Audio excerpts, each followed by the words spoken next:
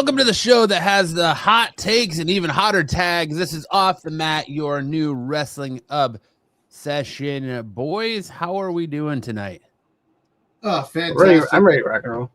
Hey, listen, rock and roll. The card, underwhelming. I don't understand why. I don't understand why. I know they're saving stuff for WrestlePalooza, but come on, man.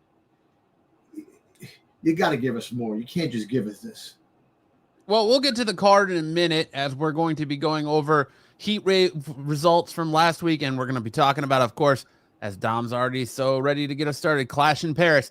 I want to start tonight by talking to you guys and getting your boys' thoughts on the Raja Jackson Psycho. What's his name? Psycho. What's his name? I want to say Psycho Sam, but that's not it. No, Psycho Stu, isn't it? Psycho Stu. Thank you, Sticks. I want to get your guys' thoughts and opinions on the Raja Jackson Psycho Stu situation, since it's been like the talk of the internet this week. Sure has. Man, it's crazy. I seen the First of all, have you guys seen the videos? I saw the entire video. Video. When he went up to him with the can, he goes, "What are you doing?" He's out with one of the workers. He kept saying, I'm gonna F you up. I'm gonna F you up. And I get chill. And dude, they shook hands, they made up, all this stuff like that. His boys were freaking trolling him, and that's why he went to the ring to do what he did, because it was all squashed. But and it sucks too, because and look, I'm not gonna say both sides had their issues, this and that, and Psycho Sue, I think he has to be careful next time on who he attack. I don't think there's going to be an next time. Exactly, who he attacks, because he didn't know. But then again, you don't just freaking randomly hit somebody in the side of the head with a damn beer can. Well, here's the thing, and we've said it time and time again when it comes to celebrities coming into the ring. Jelly Roll, Bad Bunny, Logan, or well, not really Logan Paul, because he's in the WWE now, but what's his name? Travis Scott. Yeah. When you bring these celebrities, and not to say that Raja Jackson's a celebrity by any means, his dad is. He's a UFC fighter that's like what, 0-1 or 1-2 or something like that. Yeah. You bring him in, and he's got cameras with him. So I see where Stu makes the distinction that, this is part of the show. And his boy Rikishi's, however they call him Black Pearl. He's related to Rikishi somehow, because Rikishi owns this wrestling school. Mm-hmm. Says we're always working after it happens. So I could see where Stu makes the assumption that it's the dude's part of the show. Yeah. Because he gets in his face and he's like, "You don't know who I am? I'm Psycho Stu." And Raja's like, "Who?" And then he picks up the beer can, an empty beer can, obviously. Yeah. He crunches it so easily. And then he says, if you listen to the video, he says, "What, aren't you going to sell it?" He legitimately thought it was a work, He thought he was part of the show. And then you had Cowboy Hat dude like egging him on afterwards, telling him to get his receipt. First of all, as a lifelong wrestling fan, my understanding, even though I'm not in the business, is that a receipt is for something that happens in the ring. Yes. If you hit somebody too hard in the ring, they get a receipt. A receipt isn't for what happens in a backstage segment. A receipt isn't for when you're having your cookout behind the building or whatever gymnasium you're wrestling in that night. So for him to go in that match and just brutally beat this dude. And he was knocked out. And to double underhook him, pick him up, and slam him MMA style. A slam, by the way, that my friends who are in MMA say is entitled to knock your opponent out. It is meant to knock that person out. Yes. Mm-hmm. And knocked him out. And he picked them up with ease. And because he's selling it. He thought that it was part of the match. That's why he just let it go. 100%. Stu does not fight back. He does not do anything when Raja picks him up to slam him. He thinks it's all part of the show. Because before that, after they made up and shook hands, it was his understanding that they were cool and they were going to work it into the show. So he knew it was coming at some point. So he didn't even try to fight it. Yeah. And his boy. I'm sorry. Go ahead, sis. I think the issue is, well, the issue lies where Raja isn't a wrestler. He's not used to having to give bumps to other people. He's an MMA fighter. His bump is knock him out so I can win. And as fast as he can. That's all he knows. So that's all he's going to do because he doesn't know how to give you that bump to work, to do the work. So I think that's where the problem and the issue lies right there. No, I think he fully went in there meaning to hurt him because he was bragging online. Because after he made up, his boys were freaking goddamn trolling him, saying, "Yo, you gonna let this dude do this to you?" His dad was even trolling him. Yeah. So, and he said, "Nah." Then they said before, and then he knew he did it on purpose. He did it because he wanted to do it. And his thing was that he figured said it all over the internet. People heard him that he was gonna do it. And that's it. Now, all over Kick, bragging about how he's going to beat a professional wrestler's ass. Yep.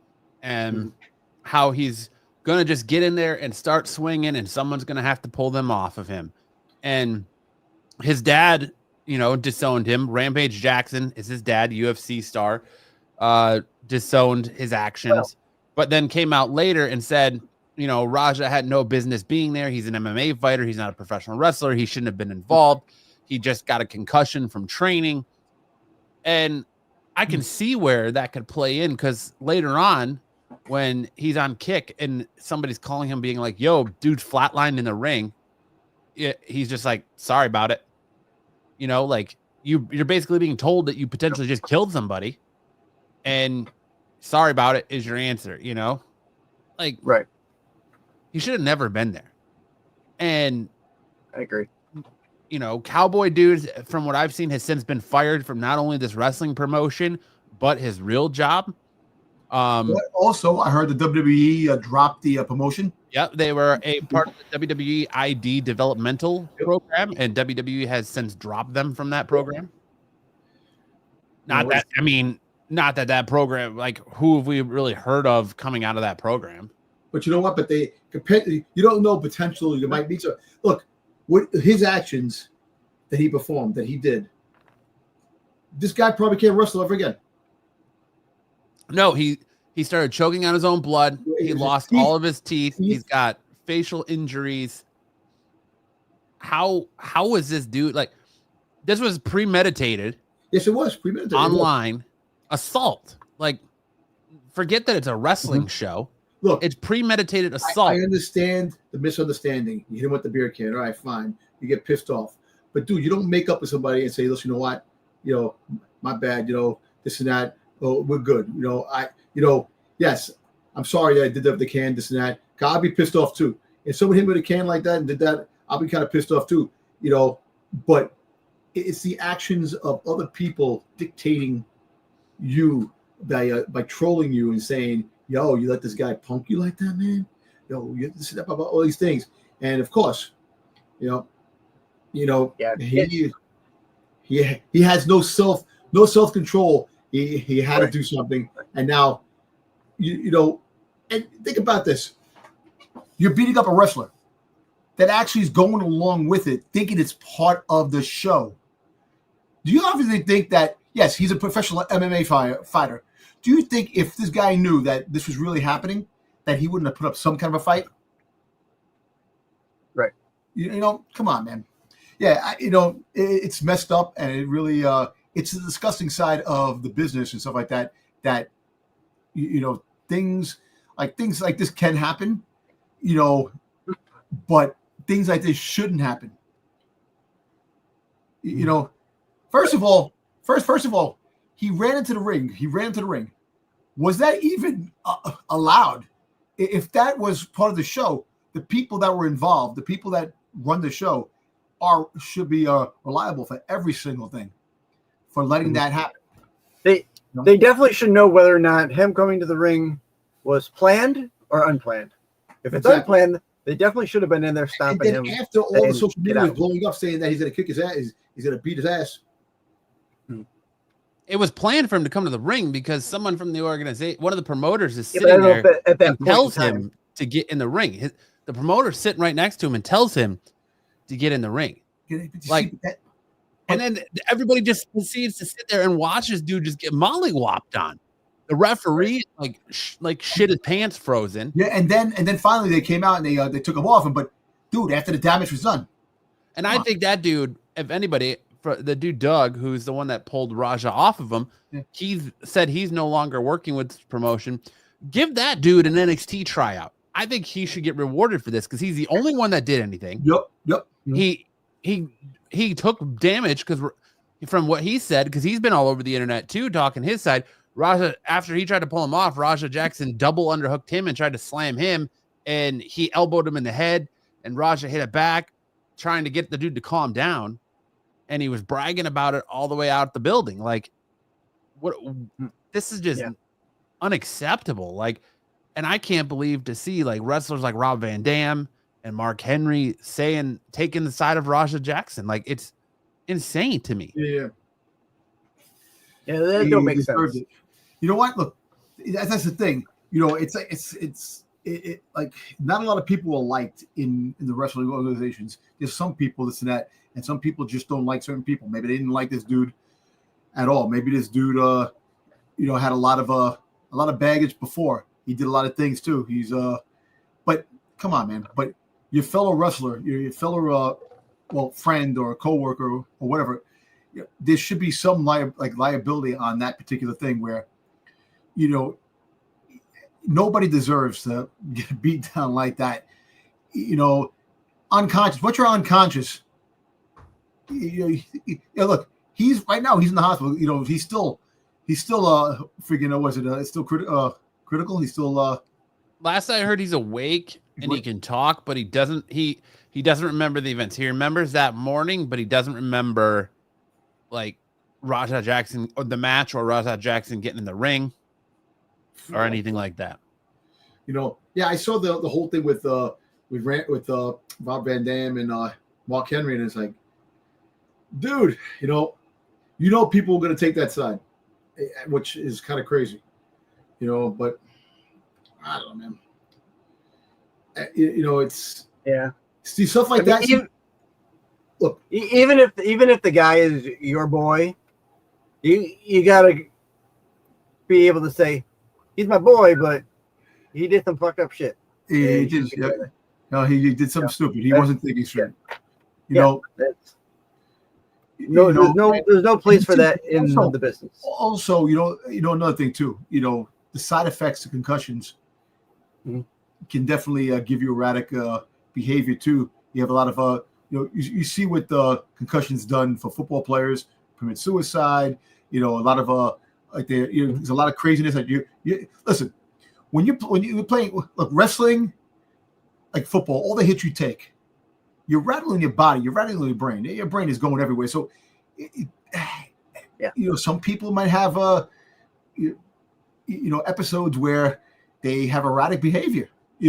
After having a concussion, you don't know, man. It's like, look, I had a slight concussion one time when I was younger, because I hit my head on the freaking side of a car playing football in the snow.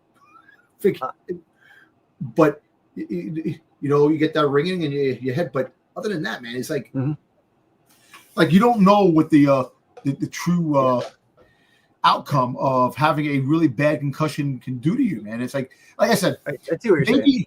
Maybe like he was worried because he has a concussion. He hit him in the side of the head with the beer can. All right, fine. But it's justified. I know. If he hit him in the face right then and there. So Psycho Stu hits him with the beer can, and if Raja just jacked him right there, that's called for. It's warranted. Yeah, exactly. But I know it took long, it prolonged, and then later on you got him in the ring when he wasn't paying attention and thinking that it was a whole work. And unfortunately, it turned out that way. But like I said, and not defending the fact that, but I'm just saying you're an athlete, you get a concussion, and then someone hits you in the side of the head with something, then that's the thing. And I understand that. You're freaking your professional career is an MMA fighter. You have to clear protocols to fight again after the concussion. because that's where your money's coming from. And you're working on that. All of a sudden, out of nowhere, bam, you get hit with the can in the side of your head.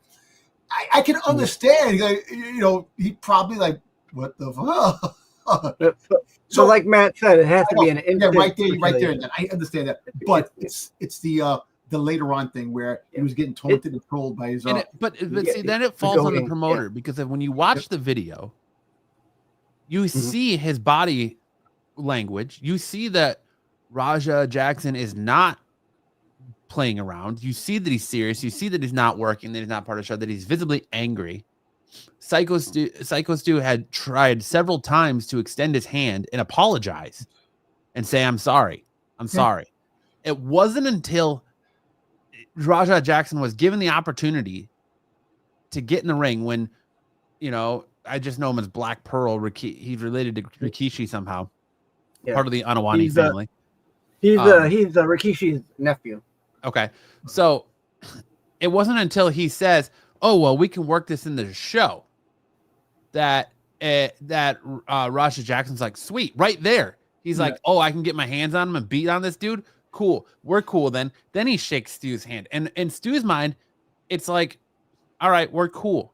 And from what I've read and understand, that they had no other interactions until the moment Raja jumps in the ring. Mm-hmm. So, like I said, if Raja jacked Stu the minute he hit him with the beer can, cool, it's warranted. Yeah, exactly. You 100%. There's your receipt. Exactly. But you don't build yourself up and let other people hype you up to commit a crime, basically almost murder this dude. And it's the fault of the promoters for offering that. And once they saw him get hyped up, after that, they should have never let him go out there. They should have said, you know what? Never mind. We're not going to do this. We're not going to play this angle.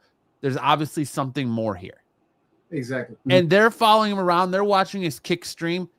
They should have said, oh, well, he's premeditating this. Yep. First of all, you're an idiot for saying what you said on your stream. That's it. Basically condemning yourself. I don't know how he hasn't been arrested yet. And the promoter should have pulled him out of there. Now, is this how involved Rikishi is in all this? I don't know. I know he wasn't there. I don't know if this is just like if it's really his wrestling school, or if it's kind of like that Samoan, heritage where when one of them's well off, they provide for the other. So is he just buying a family member a wrestling school because that family member wasn't cut out to make it in the business, but he's just using his name to get people to come to that school? I don't know. It still looks bad on Rikishi's for it. Absolutely. His name is on it. And WWE has pulled their ID. They unfollowed Rikishi. WWE is like, we're already entangled with Vince McMahon, which we're going to get to that in a minute because there's more stuff out on Vince McMahon. And the whole thing with Becky Lynch too. The whole thing with Becky Lynch. The Becky Lynch thing right now with Ozzy Osbourne. They're already like, we got our own turmoil going on. We don't need this additional shit. And so they bailed out. Yeah. And it's just, it looks bad. It looks bad on the Cowboy dude. That dude, I guess, has released a statement today that was so like ignorant and it was like, woe is me. Like, oh, I'm sorry that Stu got beat up and it shouldn't have happened, but I'm not to blame for this. I tried to talk Raja out of this. I didn't tell him to go into the ring and get receipts. Motherfucker, it's on video. You're on video telling him, don't forget, you can get your receipt. Don't forget to get your receipt. Yep. Dude, you don't even know what a receipt is. Like, a receipt is when, if you're just tuning this for the first time, a receipt is when you're in the ring with an opponent and a guy's going a little too hard and he accidentally really hits you, you can hit him back. That's called giving a receipt. The receipt is given in the ring. It's not given later in the night after something happens in the ring. The best example of that is when with Brock Lesnar and Bronson Braun Strowman. Braun Strowman knees him in the face. Brock gives him a couple jabs to show him, there you go, you're done. And it happened with, I don't know if either of you remember Maven. That's what I remember, Maven and Taz. Maven went a little hard and hit Taz in the head, and then you see Taz tap him on the forearm after the match, and then Taz hit him with a clothesline. Yep. There's your receipt. Letting him know, hey, your receipt's coming. That's normally you let a guy know that that's going to happen, or the guy's aware of it. You don't just take him when his back's turned to you and slam him unconscious and then proceed to just beat him. They don't let you do that in the UFC. The minute the dude's out, the ref stops the fight. They're not going to let you sit there and beat on. He landed upward of 20-something punches. He was wailing him, man. Yes, he was. Boom, boom. Yo, dude, that was some crazy shit, man.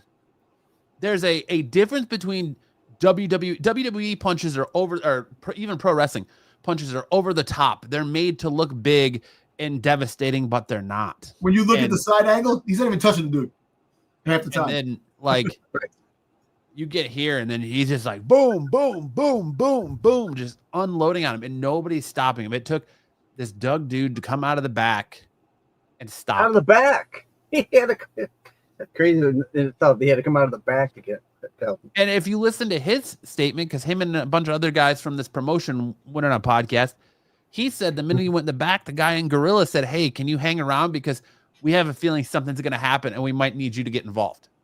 They knew something was going to happen. And that's another thing, too. They knew. So that's the problem.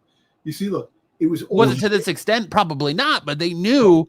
They knew that it could be an altercation. Yes. Yeah. Oh, boy. All I know is, like, I hope, Rampage Jackson came out and said, I have 3 sons. 2 of them I've saved money for college. 1 of them I've saved for bail. And I think we know which one he was saving bail money for.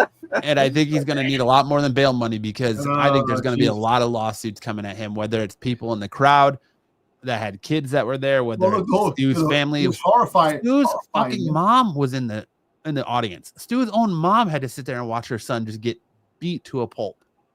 Oh, and the crazy thing is, he has his father's attitude. Remember when Rampage broke the door, ripped the freaking door off the thing, kicked the hole in the door, and freaking took off.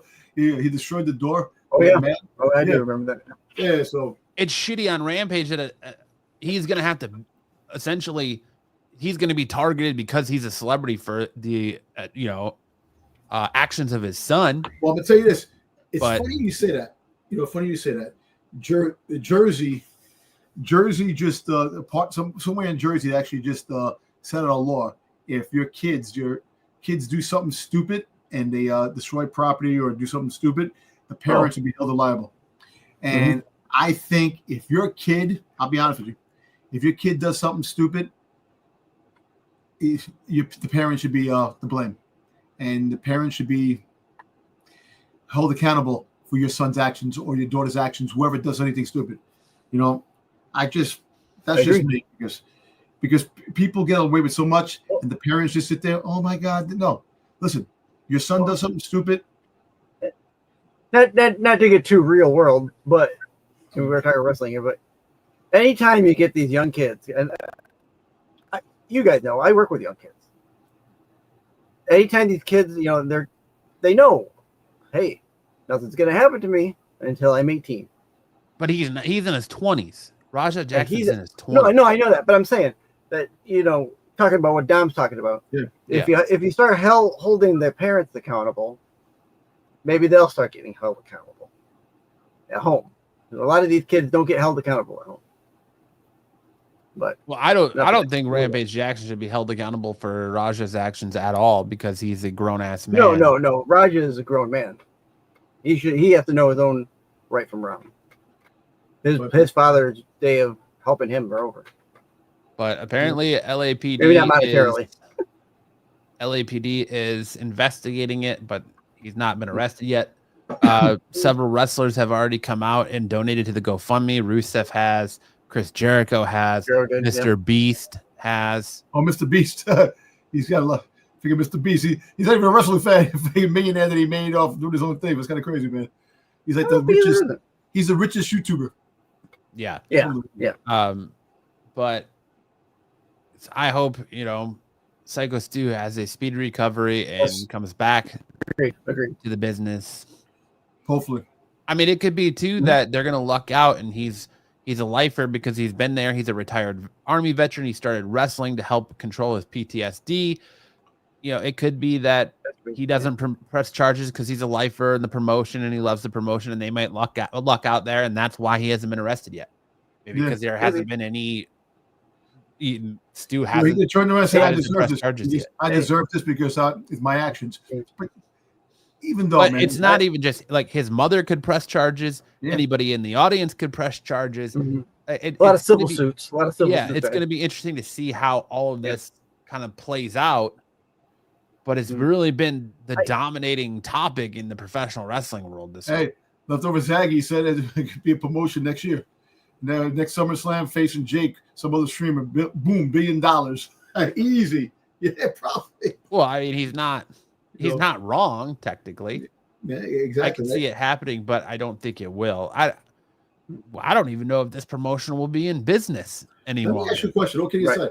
Do you think now that he made a name for himself, Raja, right? He made a name for himself. Press charge. You think that somebody's going to want to fight him? He's going to wind up showing up in a big pay-per-view down the road? No, I think they're going to have a hands-off policy on him. Yeah, I don't think nobody's going to work with him. Nobody's going to touch him. Mm-hmm. There's heat, and then there's the wrong kind of heat, and that's what he went and got himself is the wrong kind of heat. Mm-hmm. Okay. I think, honestly, I mean, I can blame Stu right up until a point. Like, okay, you don't know that he's you don't know that he's working or not, and you hit him with the beer can. But you probably should have checked with somebody beforehand. But agreed. Whoever invited Raja there definitely knows what he's capable of.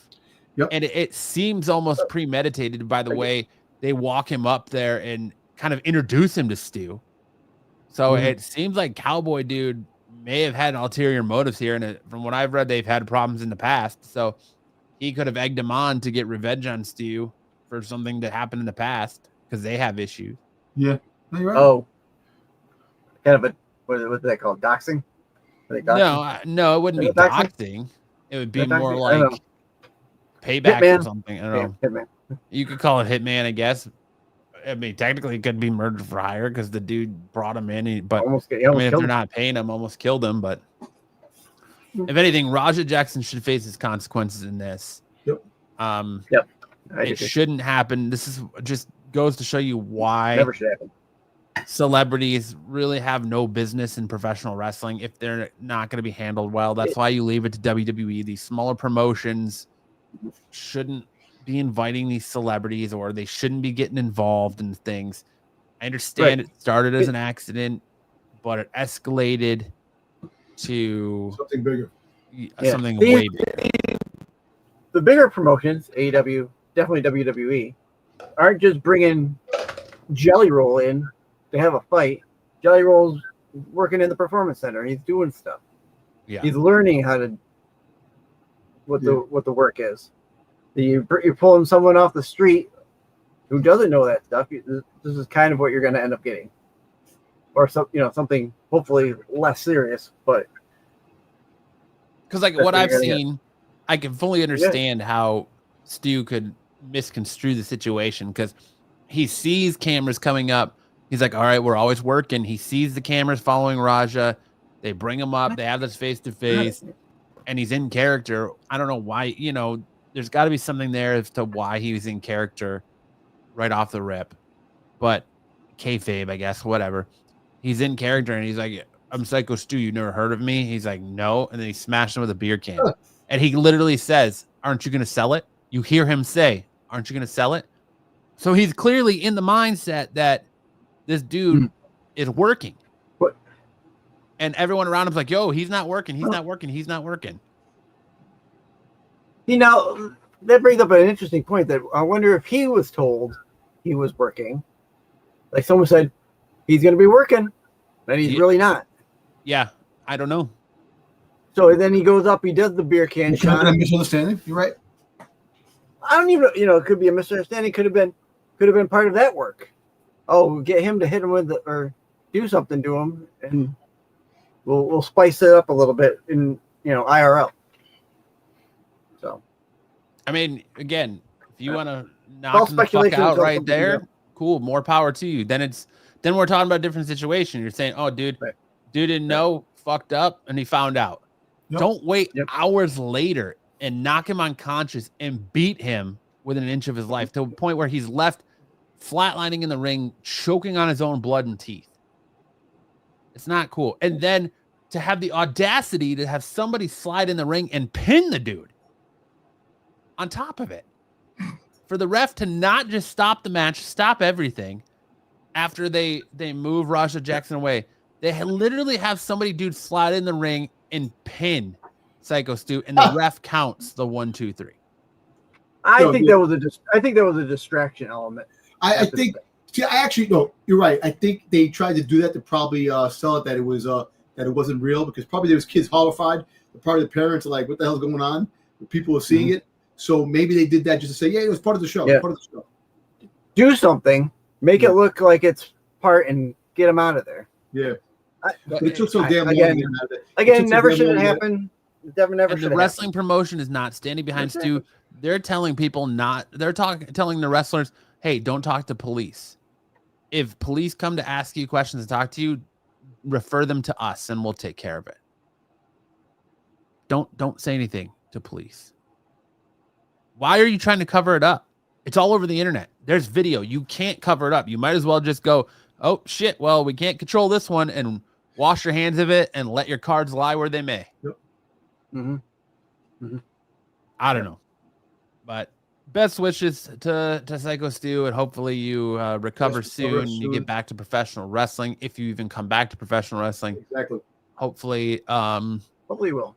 There's not irreparable damage done, and you'll be back able to do what you love. All right, moving on. Vince McMahon. Well, about 2 hours ago, the news dropped that an ex-WWE writer is now claiming that Vince McMahon had sex with Ashley Marazzo in front of people. Sure. If you remember, Ashley was a WWE superstar for a while, and then she later on unalived herself. Yeah, she was also on Playboy. Different things, and they're saying that Vince McMahon sexually preyed on female wrestlers and talent. So it looks like here we go. Like we kind of knew that as things started to quiet down in the Janelle Grant lawsuit, that potentially more claims could be coming out. And here we go. Well, this was remember she had the overseas thing where she was sexually assaulted and they covered it up. Sexually assaulted. She claimed that she was sexually assaulted and everybody knew, and they covered it up. Part of the reason why she unalived herself. Yeah, kind of, because a lot of her issues after that, she really went a little crazy and she killed herself. Yep.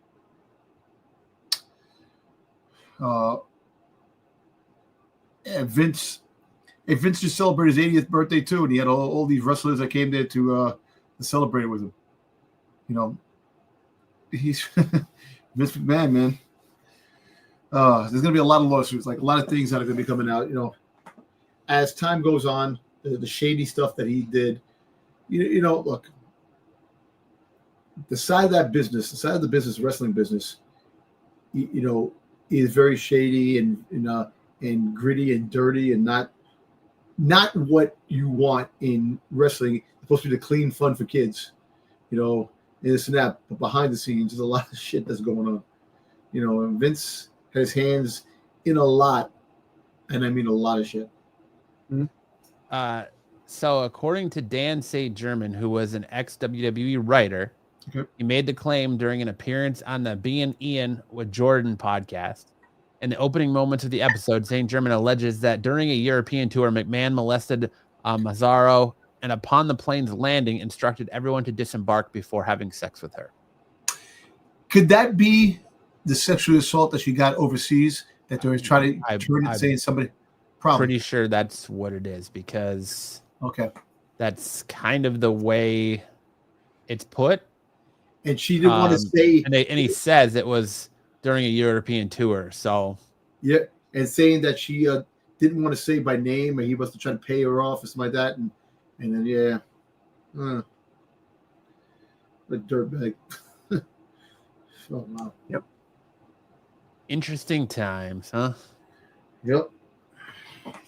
We kind of knew that, like I said, this was all going to start coming out, and more allegations were probably going to start flying out once the Janelle Grant stuff was kind of starting to get finished, and it looks like it might be heading for settlement, based on Brock Lesnar being back and all that. So who knows? But all right, moving on. That's pretty much all the big news going on today. Becky Lynch thing, the little Becky Lynch time. Oh yeah, the Becky Lynch thing. What do you think about that? Do you think it's a good heel promo, or do you think that she deserves the heat that she's catching?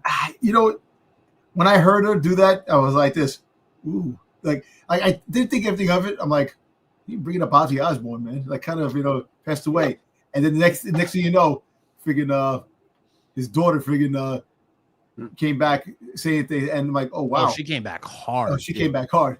But that's like heel 101, right? Because I agree with you. Like, I didn't think of anything of it at first either. Like, that's heel 101. Like in the States, you come out and you insult said city's sports team, and but if a person passes away and he hasn't passed away, he hasn't been gone for about a month. It's like not even a month yet that he passed away. The beginning of August. I think he put at the beginning, like the 12th. It was the 12th or the 13th. Yeah.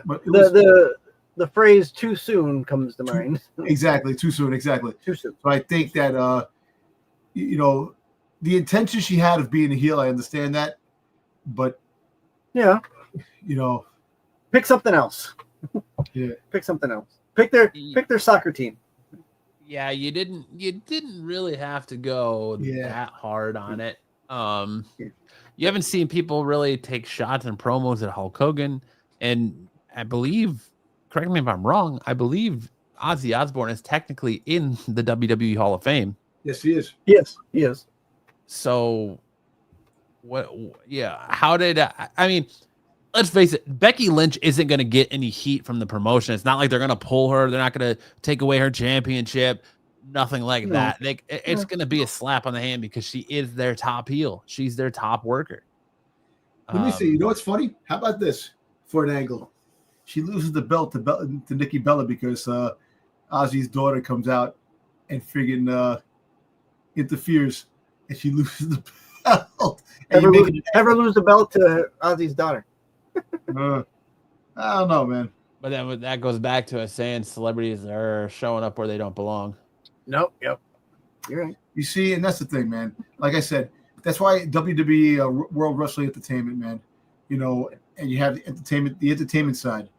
Wrestlers are wrestlers. It's like athletes. It's like you have all these athletes that come into the thing too. Like you have basketball players fighting. You have football players coming. Well, most of the wrestlers are football players, ex-football players. That came into the biz. But like celebrities, like Josh Amell, Arrow, when he had the thing with Goldust, figuring out Stardust when he was. Oh, you mean Stephen Amell? Yeah, Stephen Amell. I said John. I said Stephen. I mean Steve. I'm sorry, Stephen Amell. And they had some heated stuff when he was on when he was doing a tour, like a thing. Oh yeah, he was on that the Netflix show Heels, right? Heels. Yes, he was. Heels, yeah. So, like celebrities, you play the thing, and it's just. Like Travis Scott when he hit friggin' Cody in the face. For real. Mm-hmm. These things happen. He did finally get it in the end, right? Professional wrestler. That's why it's called professional wrestling. Yes, you're going to get hurt in botch moves and things like that. But if you're not a wrestler, good chance that you actually can do more damage than good. And I wouldn't say that Cody Rhodes got a receipt on Travis Scott either. I mean, I wouldn't call a stiff crossroads a receipt after having your eardrum busted. Like, the only thing he did give him, so. Right. But yeah, I don't know. I don't think anything comes of the Becky Lynch thing. Like it just looks bad on WWE, but at the end of the day, it's not like they're going to take actions against her. The only thing I'll say is, I mean, Becky Lynch has earned the right to maybe go out and promo off the cuff like that. But anybody else would have had their whatever they were going to do, had to have it scripted out, written out, gone over, and say, nope, can't say that. Nope, can't say nope, can't say that. If you have to sit there and say, would CM Punk say this? you probably shouldn't say it. Yes. Well, good point. Look, the WWE wrestling has gotten a lot of negative feedback on some things they have done, the tasteless things they've done, alone, like back in the day, like all the heat, like it's funny, back in the day when they had the Attitude Era, all the stuff, the mud wrestling, Trish Stratus, he had walking like a dog. He had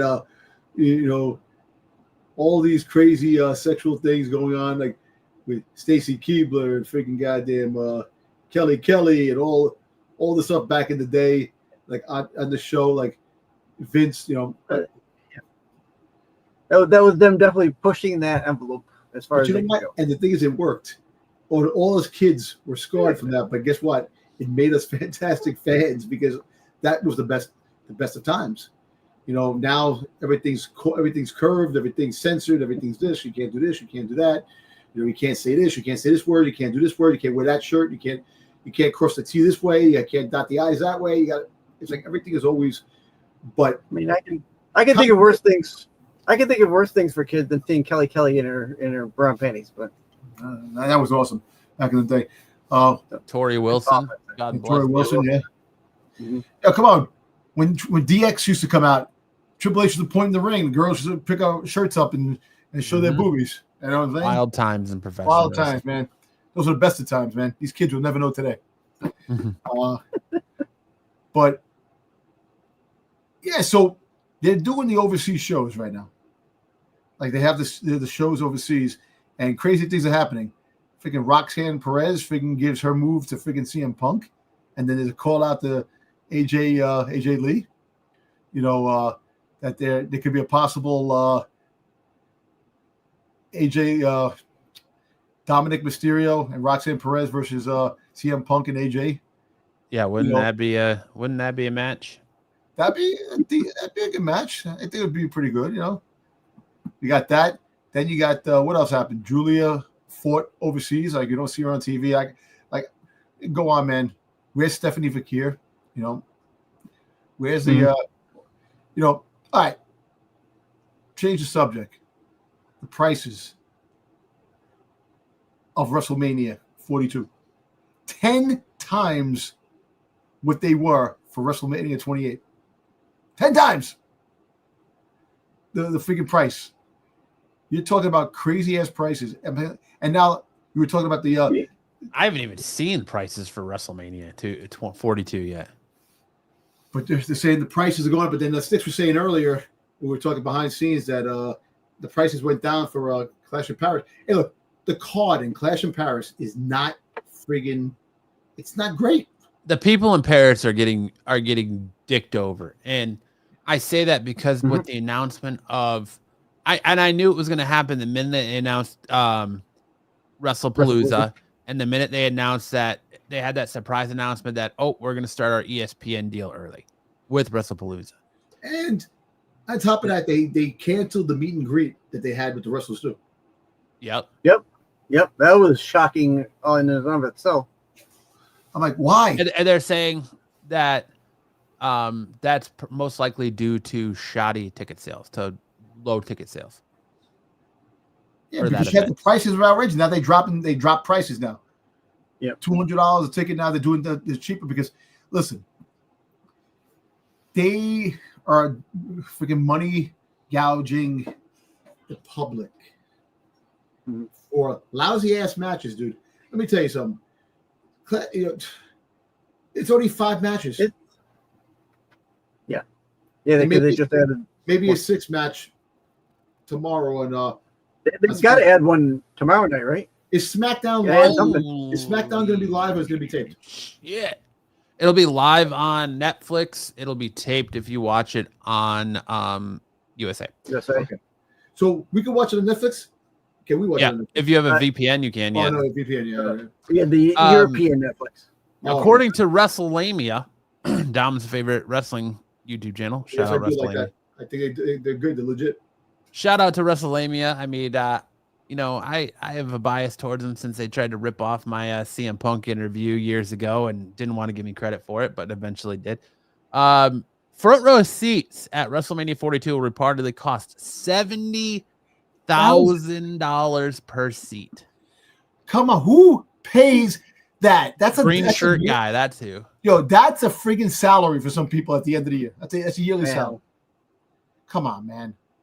I think green shirt the plant myself. But. So wait. So you get 70,000 front seats, but the match you get to see is Rusev versus Sheamus, and that's the 70,000.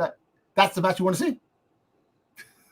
Not for $70,000. Yeah, the match card is atrocious. I'm not. Oh my god! 5 matches, potentially 6. There's rumor that Drew McIntyre versus Randy Orton is going to get added to the Clash in Paris card on Friday. Now, is Clash in Paris on Sunday for us, or is it on Saturday for us? It's on Sunday. It's on the 31st. It's weird that all of a sudden now we're just have a random PLE on Sunday when they've been on Saturday nights. Yeah. Yeah, I don't know. It kind of the reasoning behind that. I was kind of hoping Saturday night because I'm home on Saturday night. I don't know if it had to do with the venue, if something else was going on at the venue and they couldn't move it. Let's be honest. Why isn't Dominic Mysterio versus AJ Styles on this card? Why is it on the Raw following this?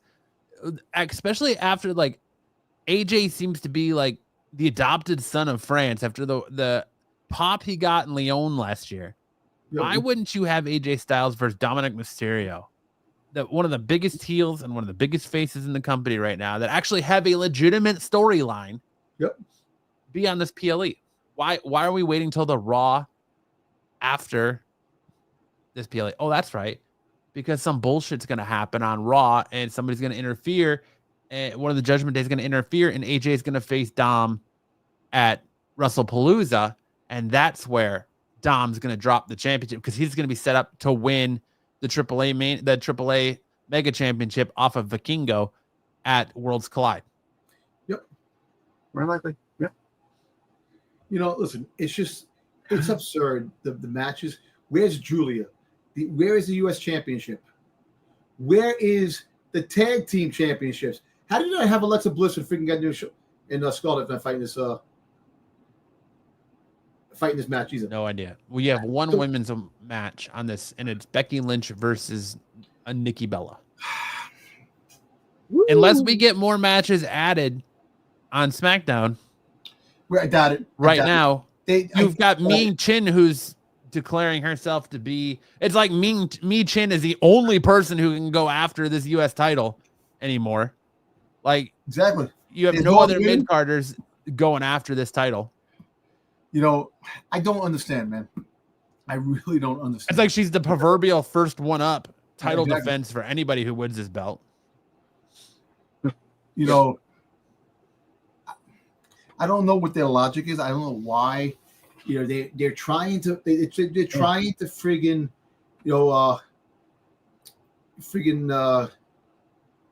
mind trick us to thinking that their matches are great.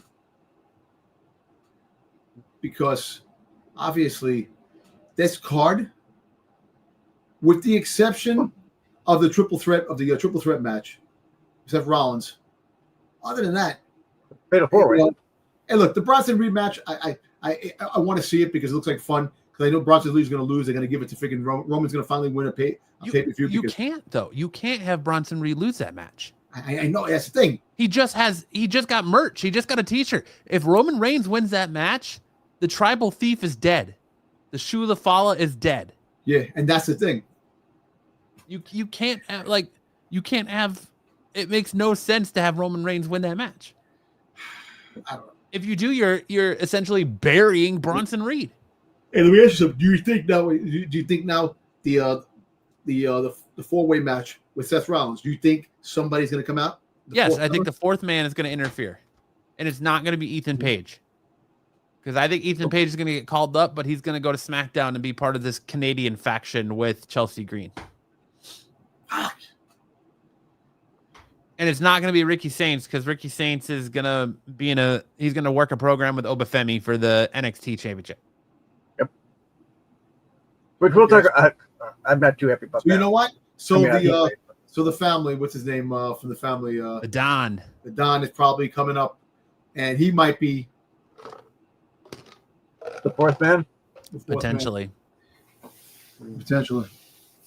I don't like that, but I don't know. All right. Let's talk. I don't want to talk Raw because, again, boring ass show. Ended the same way. It started and ended the same way every Raw has the last 4 or 5 weeks, and probably the same way every Raw and SmackDown are going to end until Survivor Series. I did like freaking Jey super kicking freaking CM Punk, and stuff like that. They're all battling each other. Yeah, I want to talk about that real quick. Yeah. How about WWE giving LA Knight the biggest middle finger ever? How do you have LA Knight legitimately lose that match before we head into a pay-per-view? He is one of the people in your title match. At any time you're going to have a match ending a DQ, why wasn't it that one? You want all your guys to look strong heading into this title match to sell this title match. Yep. And LA Knight is the one with the big fuck you left holding the bag. Not only is he the only one that had a match before the Fatal 4-Way, he ate a pin, so he looks weak from, you could have had Braun Breaker lose that match, or Breaker would have been just fine, or had it end in a DQ, especially since Seth Rollins came out and was doing his shenanigans anyways. Why do you have LA Knight take that pin? Why do you have LA Knight look weak? Why do you have everyone else stand tall but LA Knight? I know. You know what? Look, you can either go one or two ways with LA Knight. He's going to win the belt. They're going to freaking surprise everybody. He's going to win. Or he's definitely not winning. Jey ain't definitely winning. CM Punk ain't definitely winning. Seth freaking Rollins is keeping that damn belt. Seth Rollins is keeping that belt because they're going to work to Survivor Series. That's your War Games match for Survivor Series. But I think they're going to try to work a promo of CM Punk versus LA Knight before we get to Survivor Series, because they're going to have to be on the same page by Survivor Series. But I think before that, I think WrestlePalooza, we're going to get CM Punk versus LA Knight in a one-on-one match. And then what do you do with Jey? That's the million. He'll be the guest referee. Most of the wrestling community doesn't believe Jey belongs in this match. He doesn't. Roman people actually wanted the friggin' Roman Reigns in this match. Look, Roman's going away, so he is going away for a minute. But the funny thing is, Roman Reigns, without Paul Heyman friggin' his as his advocate, he really can't cut a promo. You just see he sits there, acknowledge me. I think he did good. I think he destroyed. He's better than he used to be. He destroyed Bronson Reed. But he still was much better with Paul Heyman there. Yeah, but Paul Heyman. Come on. He destroyed Bronson Reed and shut him up, because the minute Bronson Reed was like, I'm that Samoan that your daddy and uncle told you about, and he's like, wait, you're Samoan? That means your ass belongs to me. Bronson Reed had no comeback for it. I know. Yeah. Paul Heyman couldn't write a comeback he goes, for it. Your tattoos, you spend money on, mine earned. Yeah. And once Roman Reigns hit him with that, your ass belongs to me, so come on down here and acknowledge me and give me my shoes back, it was over for Bronson Reed. Not even Paul Heyman could save him from that. I think Paul Heyman, what's funny? Paul Heyman, I don't know, man. I love you. Is this and that? But he keeps putting these things that he loves Roman. He loves this and that. He always acknowledges it. But he's going around manipulating, trying to just be a manipulator of the whole. How fast he became the heel, even though he had every right to freaking goddamn betray Roman for Roman not helping him out with Solo and stuff like that. And Roman winds up becoming the freaking face, which is kind of funny how it turns out. Like Seth Rollins turning bad, it's give me freaking goddamn McIntyre turning bad. All the Kevin Owens, everybody that turned against Kevin Owens, they turned against freaking Cody Rhodes. deserve to turn bad because Cody Rhodes slapped in the face to all of them that they put their blood, sweat, and tears to help him get that championship. To finish the story. And listen, me personally, I would cheer Seth. Seth should not get the boos that he gets. They're not a faction. They're not a freaking heel faction. They're a faction that is bent on winning things, this and that. But the whole fact is that Seth Rollins deserves to get anything he gets because he freaking put his body on the line to help Cody. And it makes me laugh how this whole story just turned around and made all these guys look crazy and turn heel. And meanwhile, Cody is standing tall with the championship now. Well, and it's like Roman said on Monday. Seth Rollins is doing everything Cody Rhodes said he was going to do in their promo in Atlanta a few years ago. No. That he was going to lose everything and he's going to have nothing left. And he's lost everything and his sneakers. Yep. Yeah. So that was like the best part of Raw. And otherwise, Raw, you had Penta losing to Kofi Kingston. Yep. You really make a Penta look like garbage. Yeah, really. Don't know why that happened. I am seeing a lot of speculation online that Austin Theory is the fourth man. Like the Austin Theory is the fourth man. Rumors have really, really picked up. I read something about that. I've seen that. So that's a very interesting take. He becomes a fourth man. And you know what? I think it would work for him. It would really push him over the top. I think Austin Theory, I feel bad that he was under McMahon's shadow and this and that. He all those things again that they buried his ass. I think and plus he's been really good about the fact not getting the time and doing what he has to do, taking the falls on every damn thing and just being a butt of all jokes. But I actually think that if he comes back, that wouldn't be a bad idea. Have him the fourth member. Getting that Drew McIntyre rub, that Vince's boy rub. He's got to leave and come back like Drew did. All right, Sticks, I'm going to hand it over to you. Let's talk a little bit about Heat Wave and see who won the title this week in our Heat Wave predictions. Yeah, let's go over this. That doesn't sound reassuring. It does not. All right, here are the results for John wins with 1 point.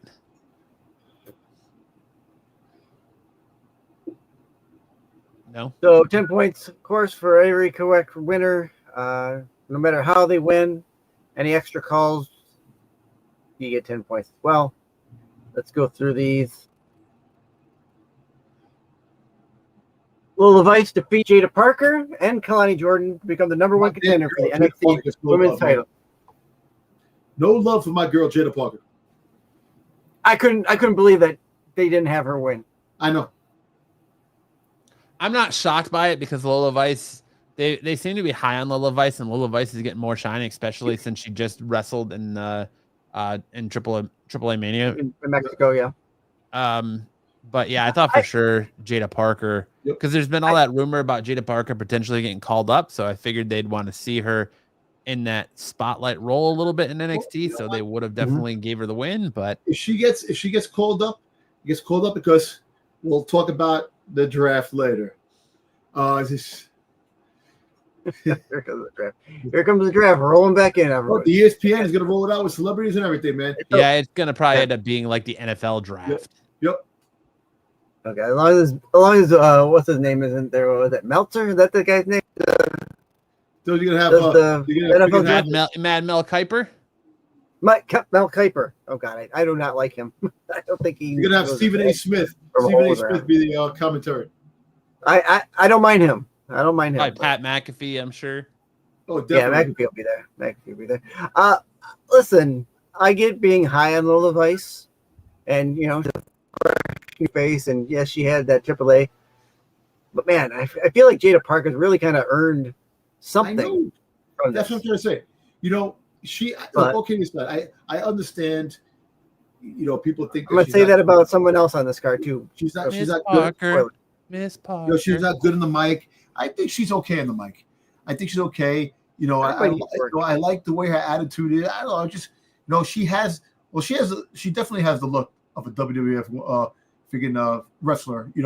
That would make it to the main roster to that.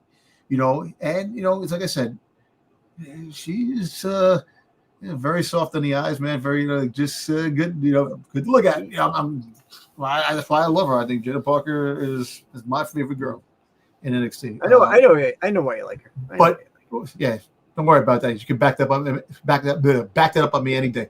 Lola Vice, she's getting a lot of play because, like I said, there's rumors of her getting called up, and then plus now dating Damian Priest and stuff like that, and pushed in a lot of No, she's been in a lot of videos like Instagram videos with Damian Priest going places, Yankee Stadium, hanging out in the so she's getting a lot of play. So I think the WWE is definitely high on her, and we'll see what happens. Like, I totally get it, but I would like to see Miss Parker get a little more love than she has been getting, because she's been losing left and right in these big title matches. But you know what? She's been putting up good fights. Her fights are good.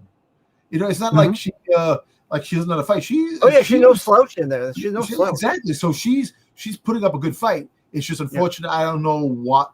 I don't know. I don't know. There's reasons that we probably don't know. Well, let's hope so. Yeah. All right, up next. I mean, just to kind of touch before we go next on, you had the dating rumors between Caden Carter and Damian Priest, and it's like she gets shit canned, and then all of a sudden he's dating Lola Vice. Yep. It's kind of fucked up, but that is. Yeah. It is. Yeah. Next. All right. Chelsea Green and Ethan Page defeated Tyra May Steele and Tavion Heights. I was really surprised. I'm going to say this. Hold on. I want to really go into this because I thought Tavion Heights and Tyra May Steele sucked in this match. I really thought they were horrible in this match. Yeah, I definitely did not think they deserved to win at all watching them in this match. And listen, and I doubted Ethan Page and Chelsea Green, man. The Canadians, I doubted them, but it's funny. And to be honest, Chelsea Green works good with Ethan Page. That's a good it's a good pairing. Before, she works good with that mixed tag or mixed, because she's used to that. That's back in the day, man. So it makes sense that she would work good with Ethan. Yeah. I don't know, man. So a buddy of mine, Hector, who he works at my job. We were talking about the whole fourth man on the Seth Rollins team. He goes, yes, in reality, Ethan Page would be great to be on the team, but he'll outshine everybody on that team. He's great on the mic. He's better than Seth on the mic. He's actually better than the whole thing. You know what? In a way, good. I think he actually is a little bit better than Seth on the mic. And he'll outshine that, and that will take away for the thing. So I don't know, man. Like I said, if the WWE is smart, he would be the fourth man. But you know what? I got to go with the WWE and what they're going to do, man. And if Austin Theory might be the fourth man, so be it, Well, like I said, there's a report that just dropped from WrestleVotes that says there's been discussions about the idea of moving current NXT North American champion Ethan Page up to the main roster. The plan being considered would place Page on SmackDown brand to form a Team Canada team or stable with Chelsea Green and the Secret Hervis. Didn't they do that in TNA years ago? Team Canada with what's his name? Oh, the Mountie? No, not the Mountie. It was in TNA. I mean, they had the. I know what you mean. TNA, they had the Canadian. They had the Canadians. I remember they had the Canadian flag, and yeah. That's when we started seeing what they call the Canadian Destroyer. That's the first time I ever saw that move going on. I remember the Mountie. That's what I remember back. Didn't the British Bulldog? Yeah. He had the come out with a flag and the British Bulldog. Yeah, they had a whole UK. The Canadians, because the hearts are all Canadian. They should be called it should be like, there they are from Canada.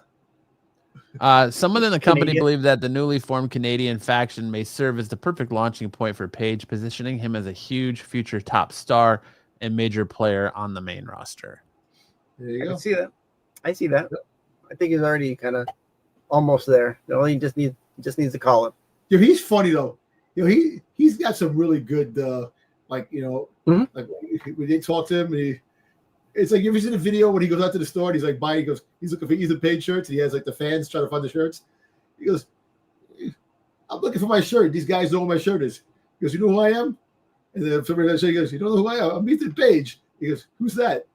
How do you not know who I am? Isn't it amazing what he can do when given the shot? Like AEW didn't know what they had. I know. Nope. So we'll see. Like I said, do you have any thoughts on this match? That seems to be a running theme with AEW lately. No, I thought it sucked. I'll be 100% honest with you. Like Ethan Page and Chelsea Green are workers, but Tyra May Steele and Tavion Heights had no business being in this match. It was awful. Nope. And the match this past Tuesday with them wasn't any better. Yeah, no. Wasn't any better.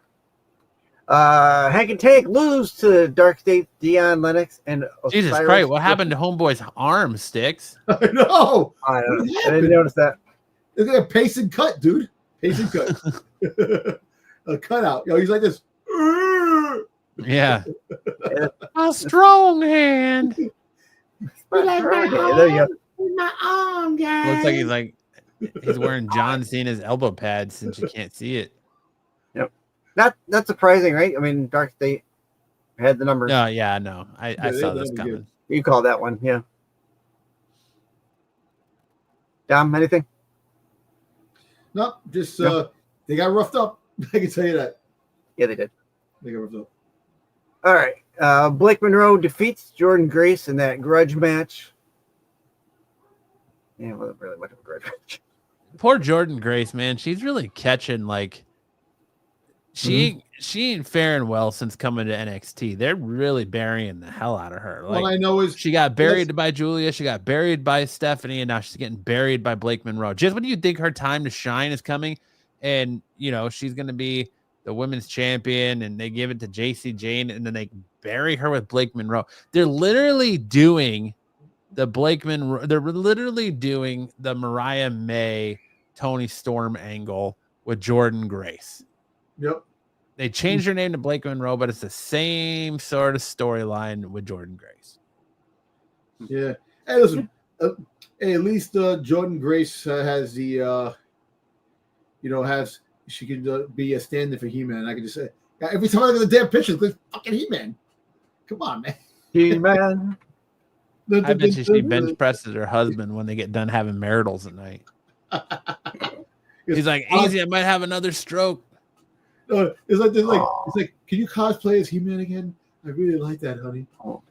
Hey, I only made that joke because there's a video of him seeing her dressed up, and he was like, "Oh God, you're gonna give me another stroke."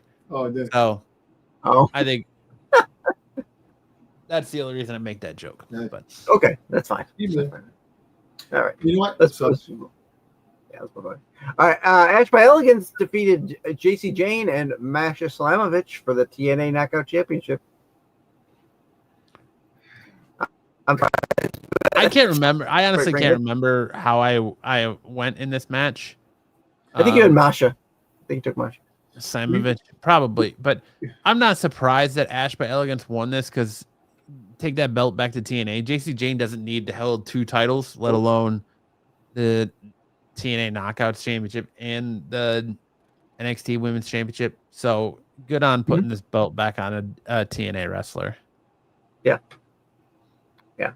It was only a matter of time, and I'm glad. I too am glad that back in TNA. And you're essentially building a new star in Ash and Elegance instead of putting it back onto Slamovich, who had the title previously. So that's my 2 cents. Take it or leave it. I'll take it. Man, the real good match of the night. Obafemi defeated Devon Evans. Oh my God, Obafemi, my man. He is impossible to beat. This dude. Yeah, like I said, and I know that the WWE has high hopes for this guy to come up down the road when he does come up. But he's putting on a show. Like you think he had the NXT Championship long enough, and he fools you again. He keeps it. But you see, this is the thing. They'll do the same thing that they did with Stephanie. They'll lose on a regular random show and then call them up. Because they can do that. You know, they've done that in the past. They did that with Stephanie. That she won the pay-per-view, and then the next night on the regular show she lost. Right. So, well, this was the fight of the night.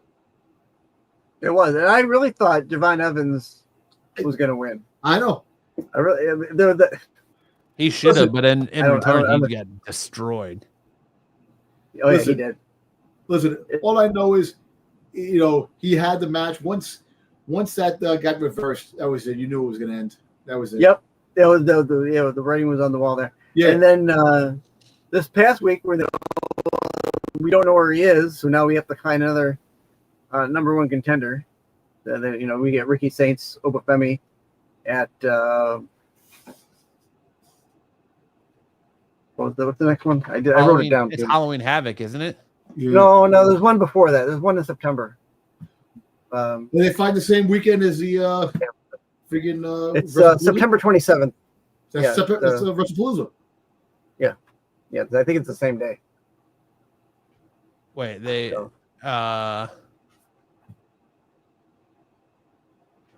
let's see. Was it bad? Had that Heat Wave World Homecoming September 16th. Worlds Collide is September 12th, and then they have NXT Homecoming September 16th. 16th, okay.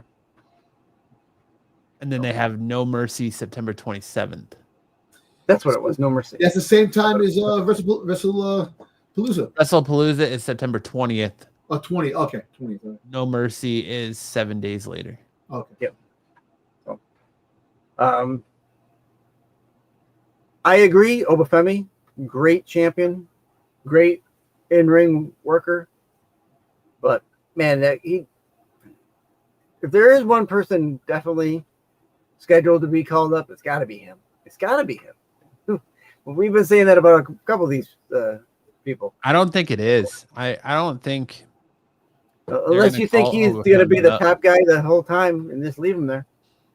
Maybe he doesn't want to get called up. Who knows? But I think he's going to be left as NXT champion for a while now.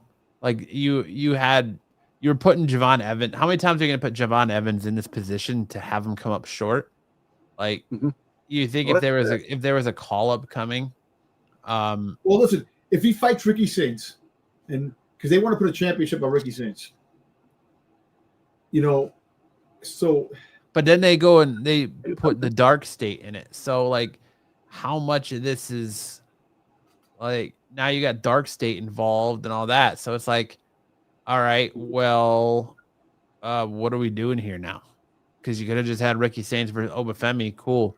But now you're throwing in dark state too. So how long is this feud going to go on? How long is it going to be till we actually get the one-on-one match between Ricky Saints and Obafemi? Because it doesn't feel like it's coming anytime soon, especially now that they're going to throw dark state into it. Yeah. Yes. All right, so let's take a look at our results. Jesus Christ! Sheesh. It's like the worst. Listen, we all went like wrong directions on a lot of these. You know, Matt had a couple good picks. Pete had the same picks as you, Matt, and then everything. It's like, you know, I think the only thing I got right was the Hank and Tank. The Hank and Tank. Yeah, yeah. So it was lackluster at best points wise. I'm still champion, baby. But you got a little bit of a share championship, but you're still in there. I apparently like to share. I'm a good sharer. There you go. But this is but I'm now officially a four-time IWC off the mat champion. There you go. One more. There you go. One more. I'll do Spinneroonie. That's it for Heatwave. All right. Now let's see if we can at least redeem ourselves with Clash in Paris. 5-match card. Probably gonna be right now. Shit. As of right now, 5 card. If the 6 match does happen, we'll just put it up on the thing. We'll give her. And dare I say, this card is barely worthy of a Saturday night's main event. Yes, I agree. Barely worthy of Saturday night's main event. All right, same thing here. 10 points per correct. 10 points for any extra. I'll go further. I'll say last Saturday main event card might have been better because you had the Goldberg retirement match. Fair enough. Goldberg. Fair enough. What they had. I go by how they have it on the website. So at the bottom they had the first up, women's intercontinental championship match. Becky Lynch, the champion, versus Nikki Bella. Want to start, Matt? I think Becky Lynch is going to retain right now. Look, with Naomi getting pregnant and having to step aside and them trying to do this split personality thing with Becky, we don't have any real top heel in WWE right now. There's really no place at the top of the card in the women's, heavyweight championship match for Becky right now because we don't really know who's going to be in that scene other than Stephanie Vakir. And I have a feeling that we're not going to find out. Well, maybe we'll find out on Raw to have that person fight Stephanie Vakir at WrestlePalooza for the new Women's World Heavyweight Championship. So I don't think Nikki Bella's winning here. I think Becky's going to pick up the win here. I think we'll definitely see this match again, whether it's at WrestlePalooza or at Survivor Series. I definitely think we see Nikki Bella potentially come in again and eventually take this title off of her. But I think right now they could have easily inserted Stephanie in the mid card right now, give her something to do. Cause good God, we haven't seen her wrestle since Evolution, but they're not, they're inserting Nikki Bella. They could have easily had Stephanie versus Becky here, but apparently they want Stephanie to be the top of the card and they're not putting Roxanne Perez here. They're not putting any of the other Raquel Rodriguez. Nobody else is going here. I think Nikki Bella is the one to come in here. I think we see this match again eventually, but I think they're not going to take the championship off Becky before WrestlePalooza. I don't care what anybody says. WrestlePalooza is their big show. Remember, the Netflix premiere of Raw, how big that was. Well, this is ESPN. This is the mecca of sports. This is where they want you to come pay that $29.99 for. So they're going to give you a match card that's going to entice people to cancel their Peacock and come pay that $29.99 for this new ESPN direct-to-consumer platform. So I'll spoil it right now. I don't think we see any title changes on this PLE. I think it's going to be safe. You're going to see Becky win, Lynch win, maybe not so cleanly, but I definitely think Becky goes over Nikki. Okay.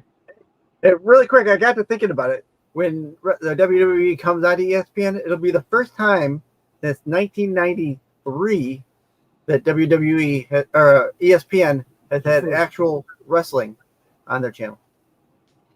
Yeah. They used to have AWA on their channel. Okay. Go ahead, Dom. But they used to have highlights, some wrestling matches on ESPN a few years ago. Yeah. So, but anyway, okay. That was highlights. Becky Lynch wins due to outside interference from Bayley or Vakir. Not Vakir. I'm thinking Valkyrie. What's her name? What's her name? We can't fight her anymore now because she lost. Lyra Valkyria. Valkyria. Thank you, Valkyria. She's gonna come out, but Beck, I think we're gonna get. We're definitely gonna get what's the face? Oh, jeez, I just had a name. Bayley. No, Lyra? Bayley. Lyra? I don't think Bayley comes out because then they're trying to make her a healer. Like, at least that's where you're getting from the promos and the vignettes. Unless they're trying to change her back to the hugger. But you're kind of getting that feel that she's going to be that new like crazy heel to replace Naomi. And so I don't think you're gonna get heel versus heel. I'm not surprised they're gonna make her heel again. She's just a heel. But so her coming out to interfere in this match doesn't fit because it seems like she's primed for yet another match with Lyra Valkyria. Like I just say, Valkyria and Becky, one of them are coming out. There's gonna be something. I'm gonna stop rebutting you to make it so you quit changing your answers, so that way I can just keep winning championships. But no, I'm just trying to add to the conversation and be like, all right, but yeah, I get what you're saying, Dom. Yeah. Oh, Becky keeps the belt. Becky keeps the belt. Okay, two Beckys. I also got Becky keeping the belt. But as far as interference goes, I've got an appearance of Brie Bella coming out in a failed interference. You think they're gonna risk bringing two blackballed superstars back in the same year? Yep. Because apparently Brie Bella is blacklisted because her husband's in AEW. Yep. Well, if Buddy Murphy's in AEW with Buddy Murphy isn't a Bella though. Like no. Buddy Murphy isn't Bryan Danielson or Daniel Bryan. I know. I'm just saying, but the husband's there. I don't know. Yeah, that's true. That's my call. Why would he come back and help Becky against her sister? I think they're gonna. No. She's good. I said in a failed attempt, so she would be helping her sister. Oh, okay. Trying to help her sister win, but fail at it. Okay. Right. What if we get the Liv Morgan return here, and Liv Morgan prevents Nikki Bella from winning because they still have unfinished business? That's a far fetch. That's not Liv it's not far fetched, but she's still rehabbing. So I don't know, maybe. Yeah, but I mean, we thought that about Bronson Reed too. Yeah, you could still have her come back and get involved somehow. Just her music hits, or what if Becky has it set up where they pull a fake out where Liv Morgan's music hits and Nikki's caught off guard, but Liv Morgan never shows up and Becky rolls her up with a quick pin. Holds the tights 1, 2, 3, and that's why we get round 2. There you go. All right. All right. Up next, don't care. Sheamus versus Rusev in the diet. Nobody asked for. All right. I'll start this first. I think Sheamus finally beats Rusev. I think Sheamus wins this match because he hasn't beaten Rusev. He finally wins this match, and then he looks at Rusev, and then he's like, they become, he goes, we just become best friends. Become best friends, and they after this, and they go out drinking in they do karate in the garage. Yeah, and they become a tag team. Yeah, there you go. Sheamus wins. No interference, no nothing. Sheamus wins. Who you can have here? I don't know who would interfere. Here's how piss poor the creative in WWE is. Why are we seeing Sheamus Rusev 3 or 4? And we're not getting Dominic Mysterio versus AJ Styles? Two people. Why is this match on this pay-per-view and that match is on Raw? You know what? That is a question we can ask for another time, because I think it's poor creative. It is poor creative, because that is a pay-per-view worthy match.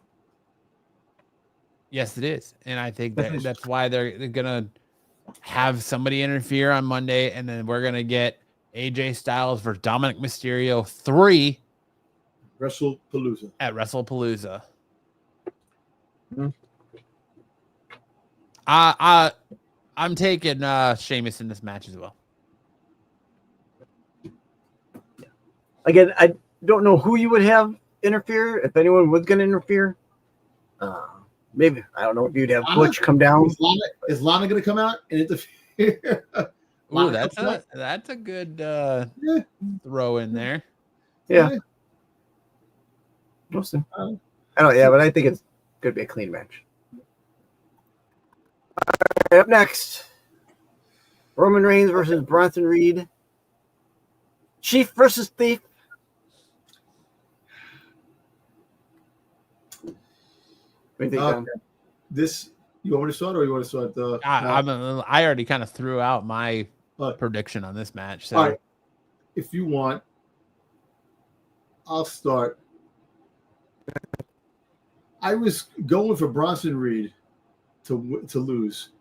If he can actually still, well, technically Roman Reigns can win from a disqualification because there's probably going to be a disqualification in this match. Mm-hmm. Because you're going to have Braun Breaker and Seth Rollins come out, this and that. Or, now let me ask you something. So the main event is the Seth Rollins match. That's the main event, right? Yes, it'll be the WWE Championship match, yes. Or the World Heavyweight Championship match.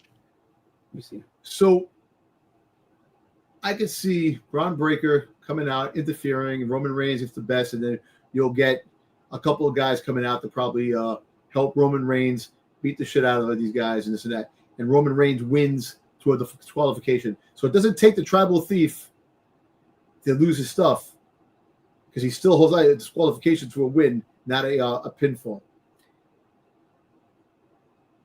Okay. I was going to say the fourth member comes out on this match and interferes. And disqualification and that's the reason why Roman Reigns wins from a disqualification because he's attacked by the mystery assailant. And not only does he win, not only does Roman Reigns win through the disqualification, he loses another pair of sneakers.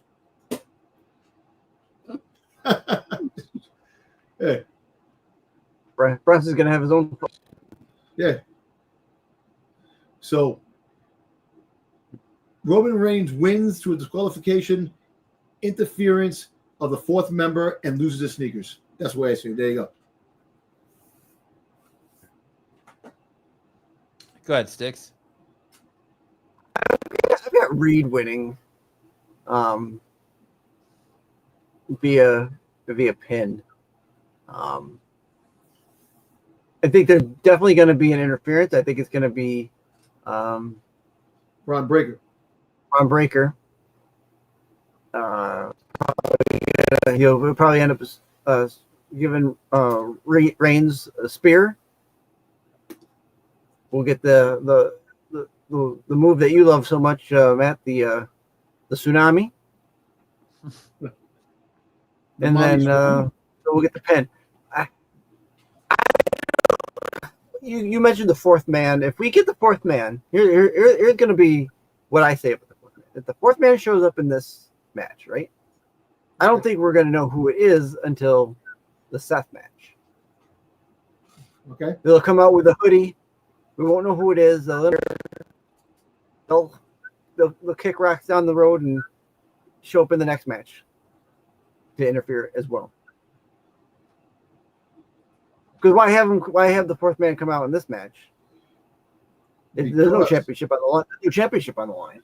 I know, but you have that. Look, let me tell you something. Because Seth thinks that Braun Breaker and Bronson Reed will probably be there for him at the end. Because they come out. Because you got it. Yeah. So if this guy wins for disqualification, Bronson Reed's still going to be fresh. Ain't going to be beat up because the fourth man is going to take care of the business. Not if freaking knock out Roman Reigns, and you still have him fresh. So the Seth Rollins match, you have these guys still available.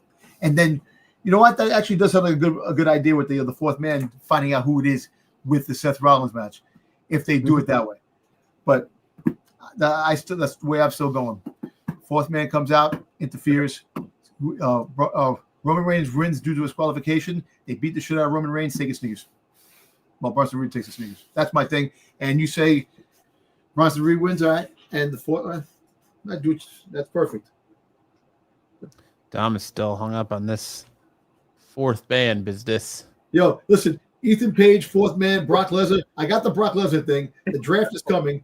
So now Ethan Page and the fourth man thinks has to happen now. He's trying to get all those marks on his bingo card. Like, there you go, man. I got the beast out of the way. Now I gotta get the draft in. There you go. I gotta get the fourth man. Gotta get Jada. Yeah, Jada Parker, baby.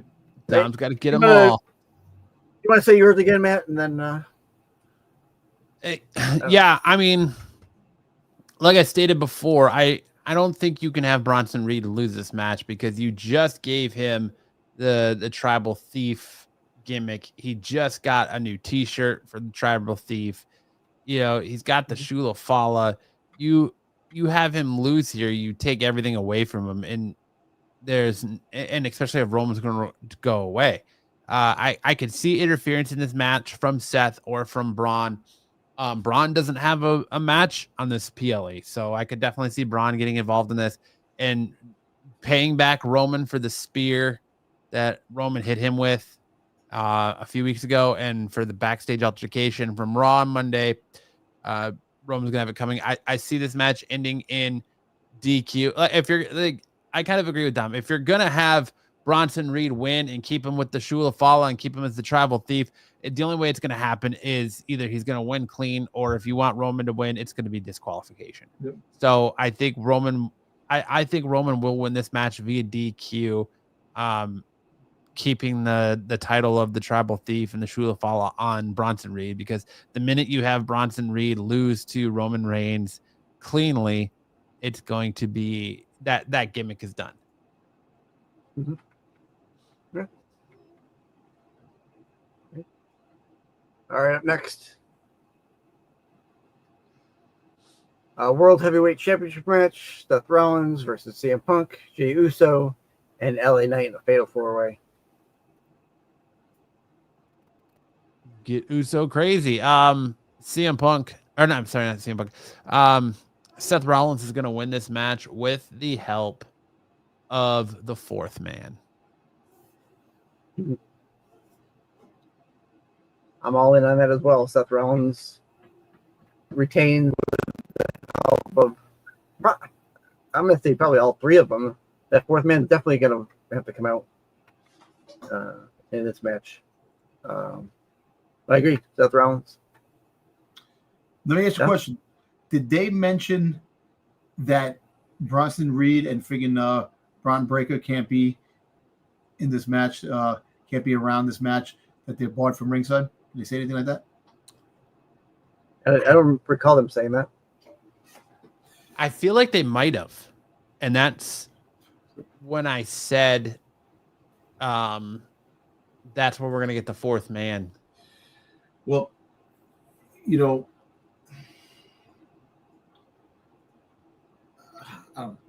go ahead, Sticks. No, I said that's when they're going to get the fourth man the minute Adam Pearce made this a fatal 4-way.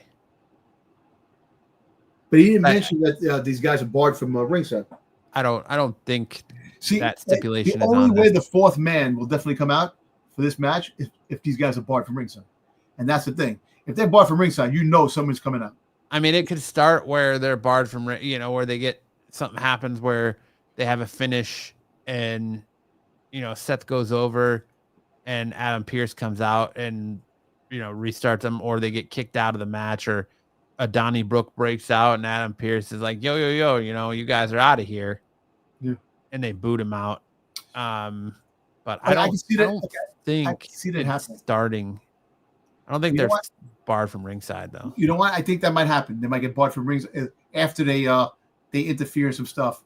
So, all right. Go ahead, Sticks. Well, I was just looking up to see if it said anything about. I don't see anything about them being barred from ringside in the write up, but no. Nope. They'll probably get thrown out. They probably get barred later on. They get thrown out because yeah, maybe. I already said Seth Rollins was going to retain with help of his constituents and whoever the fourth man going to end up being. So you got me thinking now. The ball is fucking rolling. No, because I don't know. You're right, because Braun Breaker doesn't have a match. he'll interfere with the Roman Reigns match. He'll definitely be there, this and that, and they'll be around for this match because he's going to want his 3 guys. And if they get thrown in the back and they can't be near ringside, you're right. This is the best opportunity for the 4th man. I mean, I could see storyline wise where, kind of like you were just saying, that you have Bronson Reed or you have Braun Breaker interfere in the Bronson Reed match and cost, help give Seth Rollins or not Seth Rollins, Roman Reigns the win via DQ. And then Adam Pearce is like, I'm not going to take this. You guys aren't going to be running roughshod over this world title picture. You're barred from ringside. And that's when we get the 4th man, like you just said, Dom. So, but I think this is Seth's going to retain via the help of the 4th man. Okay. Mm-hmm. Absolutely. I'm going with Seth, the retaining as well. Because there were some dirt sheets, some rumors saying that Jey Uso might turn heel. But I don't think that'll be a good time right now. I think they'll wait to WrestlePalooza, wait for a big match, and have, It doesn't make sense for Jey Uso to turn heel until after War Games. War Games. I know, yeah. So if that does happen, you're right. So now I'm mixed. That there will be somebody helping Seth at the end of this thing. Like I said, the 4th guy could pop up in the Roman match, and you don't know who it is, hooded up, and he can come out and reveal himself to be the 4th member in this. So the 4th member could be causing havoc. So you know what? I'll say that an unnamed 4th member attacked Roman Reigns with the Bronson Reed match, and Roman Reigns wins the qualification. No, you're right. As you said, Sticks. But I mean, let me just throw this caveat out there for you, Dom, before you overthink it too much. Why does it make sense to you for the 4th man to get involved in the Bronson Reed match? Wouldn't it make more sense for Braun Breaker to get involved in that match? And the 4th man makes a bigger impact coming to save Seth Rollins, because you're wondering, who is this? Who's getting involved in this match? Usually we're seeing Braun Breaker and Bronson Reed save Seth as they're part of the Vision. Who is this 4th man coming to help Seth and guaranteeing that the leader of the Vision keeps his championship? No, you're right. No, I'm thinking way too hard with this thing now. The whole fact is, you're right. Bronson Reed can help. Freaking Braun Breaker can help. I commend you for wanting to do more cool shit than WWE itself. But so you know what? All right. The 4th member comes out here. You're right. And helps Seth Rollins. I'll change the 4th member coming out with the Roman Reigns match, Braun Breaker interfering. I'll do that. But just warn you, if the 4th member comes out with the Bronson Reed match, I'm gonna be like, son of a bitch. I mean, I'll give it to you. Hey. You're usually right about this shit. It could happen. Like, you were the only one that had Brock Lesnar. You had a hard on for Brock Lesnar for months, and nobody else thought he was coming back, and there he is. So you could be right. But to me, personally, if they have that 4th member come out during the Bronson Reed match, it doesn't make sense. It's piss poor booking, which this whole card has been piss poor booking, but that would be piss poor booking, because then it's like, who's the leader of this group? You want this 4th man to be saving the leader, not a crony. No, you're right. Because I'm thinking, because I'm thinking about what you said before, Matt. CM Punk versus LA Knight at WrestlePalooza, because the 4th man comes out, helps Seth Rollins.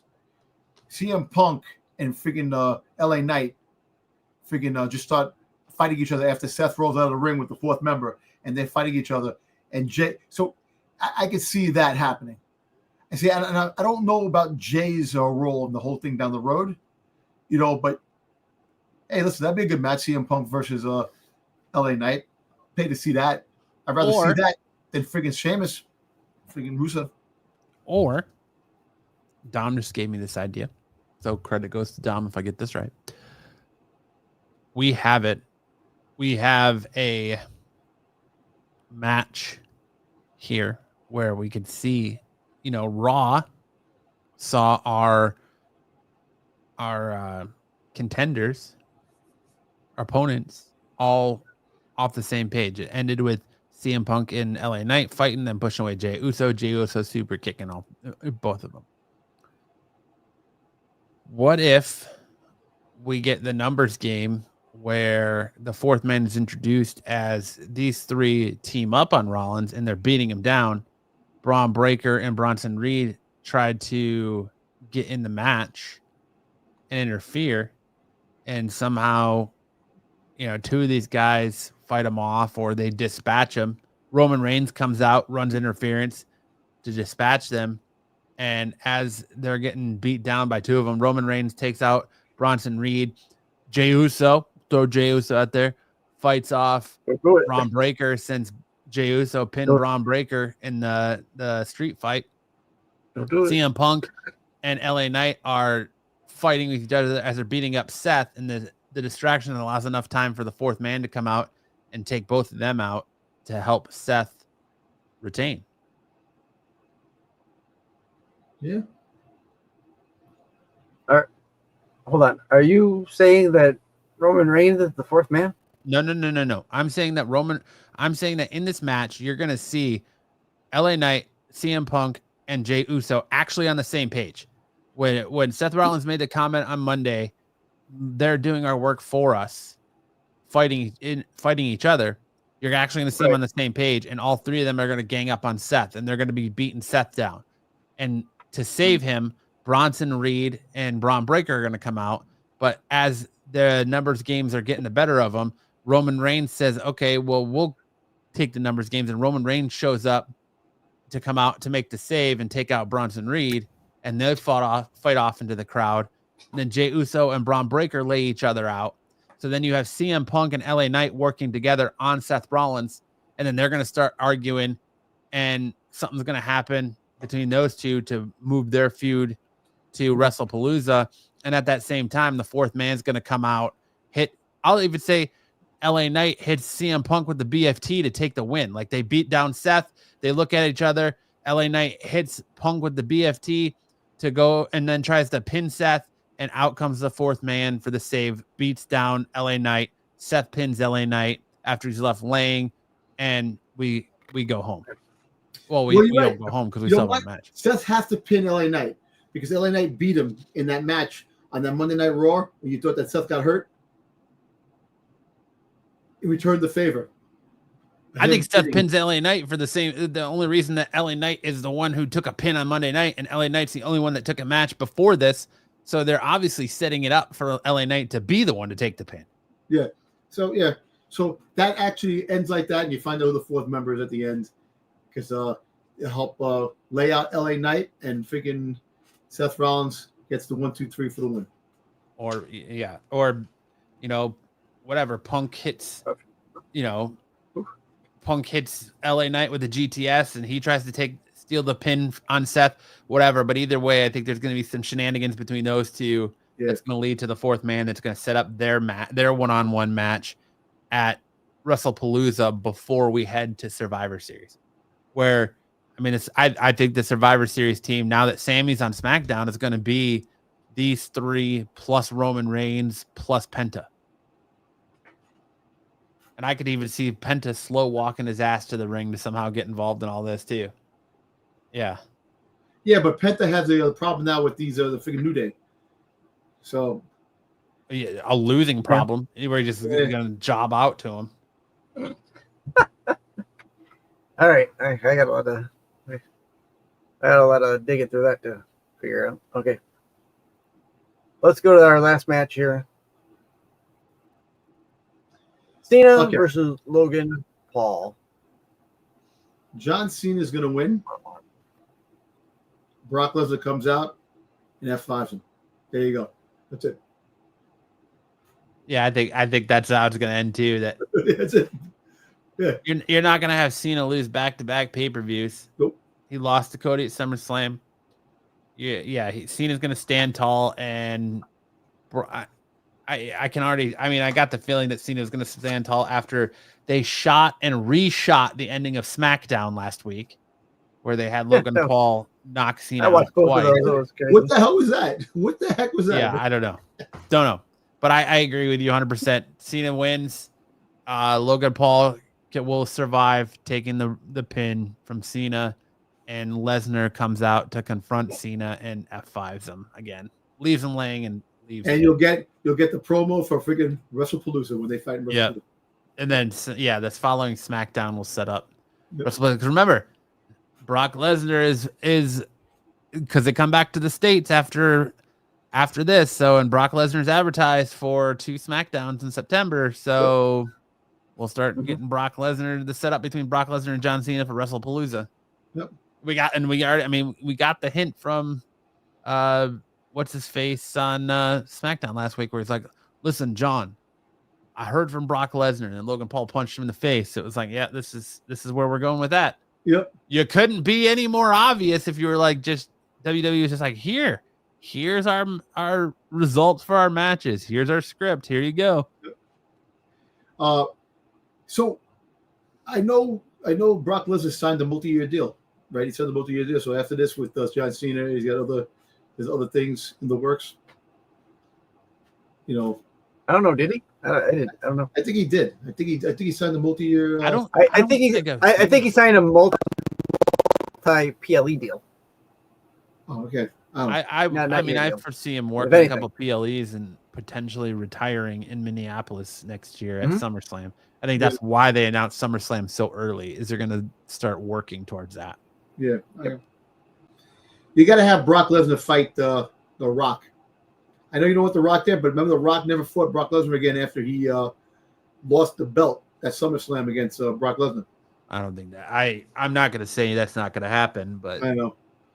Hey, you know, you throw out these cockamamie ideas, and I'm like, nah, that doesn't make sense. And then it fucking somehow the universe is like, let's go with Dom. Fuck Matt. You know, where does this happen? Look, think about this. You know, I think freaking John Cena's retirement match after he wins. I think they're gonna make him win. I get either or lose, but at the end, The Rock comes out at the end. Rock has to come out. Yeah, he's losing to Gunther. He's losing to Gunther on Saturday Night Main Event. Fucking what a Gunther. shame that John Cena is going out on a Saturday Night Main Event like he's fucking Bill Goldberg. But they said they're not going to do the same shit that they did. Because Saturday Night Main Event will only be on Peacock. It won't be on. Yeah, it's not going to be on TV. Network. Yeah. It won't be a network. But they're not going to do that to him because they don't have a time constraint on Peacock. I think that's dude. I honestly think that you're gonna have AJ Styles win the Intercontinental Championship off of Dominic Mysterio. John Cena is gonna beat AJ Styles at Survivor Series for that title, and then John Cena is gonna drop that title to Gunther on Saturday Night Main Event for his last match, and then you're gonna go into Royal Rumble. And I think you're going to have Ilya Dragunov take that title off of Gunther at Royal Rumble. And that's my vision. That's what I see happening. I actually think, he's going to come out to go after AJ Styles. You got two. Well, I mean, in my vision, you got two people that have never held the Intercontinental Championship getting the Intercontinental Championship before they call it a career. You gave Cena 17. You're not going to give him the championship. Sheamus never won it either. Well, that's true. But you're gonna not have John Cena win the only championship he's never won in WWE. Was like 17, like his consolation prize. Yeah. Like, listen, we're not going to give you every belt. You can have 17. You either get the IC title or you get 17. And Cena's like, I want to break Ric Flair's record. I don't want to be tied with Flair forever. No, I think they gave him 17 so they can stop talking about Flair so much and distance himself from him. And then, because you notice they don't acknowledge Flair actually being at 22 or something like 21 or 22. So they only acknowledge 17 or 16. So I don't know. I can't imagine them not giving Cena the IC title before He calls it quits. He calls it a career. That's just me, though. That's just me. Hey, I actually think Logan Paul loses this, and I think McIntyre loses to Cody Rhodes. I think Logan Paul and Cody Rhodes are going to form a tag team because they have Paul and Cody Rhodes. Yeah, McIntyre and Cody Rhodes. McIntyre and Logan Paul. McIntyre and Logan Paul. Okay. Yeah, if they do McIntyre versus Randy Orton, I think McIntyre beats Randy Orton and beats him up, and that's what is going to force Cody Rhodes to challenge McIntyre at WrestlePalooza. Yeah. Because Cody Rhodes hasn't been on TV, so he's, from what I'm hearing, he's off filming his stuff for Street Fighter. So he's playing Guile, right? They did have a picture. But you see a picture that he was standing there, and they showed the hair, like a shadow, and the silhouette. Yeah. Yeah, and after this, Guile, he doesn't have as many scenes, I guess, as Roman Reigns does. So, but after this, you're gonna have the freaking Roman Reigns going pretty soon. Yeah, that's kind of why I wonder if he's gonna get left laying at some point. And I'm just saying he's gonna win disqualification because he hasn't won in a pay-per-view in a long time. The last time he lost, he hasn't won. He lost to Cody Rhodes the last big pay-per-view, which is WrestleMania. You know, he hasn't really did it. So if he gets to win by disqualification, he still gets to win. Yeah, him and Jey won on Jey, Braun Breaker and Bronson Reed at SummerSlam. Yeah. No, you're right. His single matches. But that's why you give him the win of disqualification and he goes out, but he gets buried. And then he gets his sneakers stolen again, and then you're freaking goddamn the Shua Fala is gonna have 3 pairs of sneakers. I don't want to see him. The sneaker thing was funny the first time. It was okay the second time. I just feel like doing it a third time. You're like, oh my god, come on, man. Fucking steal his sneakers, man. At least this last time, Reigns acknowledged that he wants his shoes back. He does. My shoes back. Paul Heyman's gonna need a thicker neck if he's got to carry 3 pairs of shoes around it.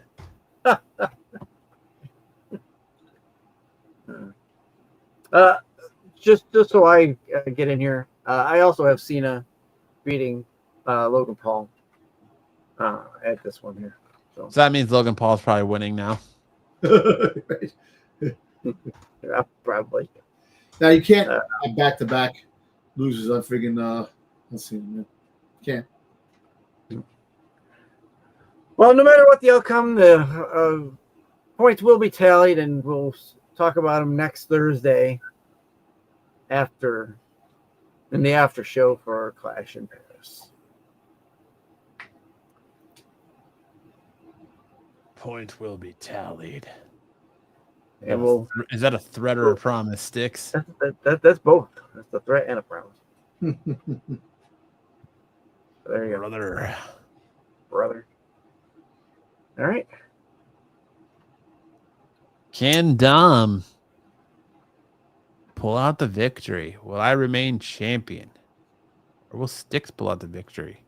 Or Pete? Double O has been nowhere to be found. Yeah. Pete gave his He's been busy. I know Dub. Dub ain't that busy. Chasing around a shirtless Marco. He's chasing around a greased up shirtless Marco at cons. Damn.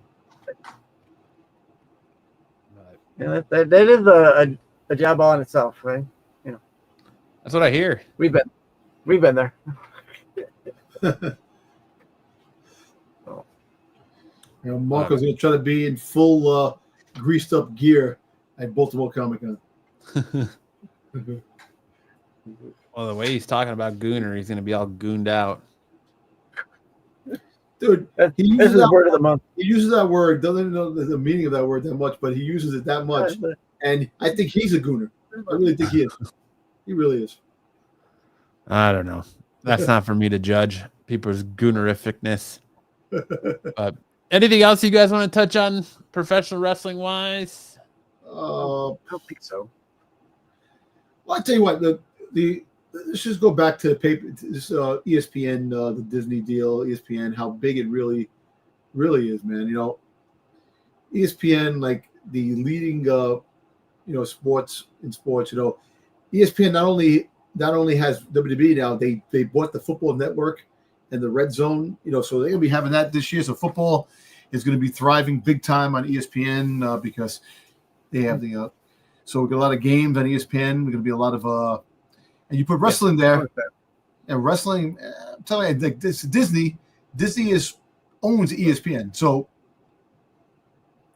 so you look at Disney, which as a whole, I keep saying that they own ESPN, they own the Anaheim Angels, they own Fox, they own Lucasfilm. They own Pixar. They own Marvel. They own the Fox movie studio, not the TV. The Fox movie studio. But just to be okay. So they actually had to sell off the Fox movies, the Fox News and Fox when they purchased Fox. They gave it the. Yeah, they didn't want it. Yeah, they didn't need Fox. Fox News. That's they had Fox News too. Murdoch, I think. Yeah, but yeah, so.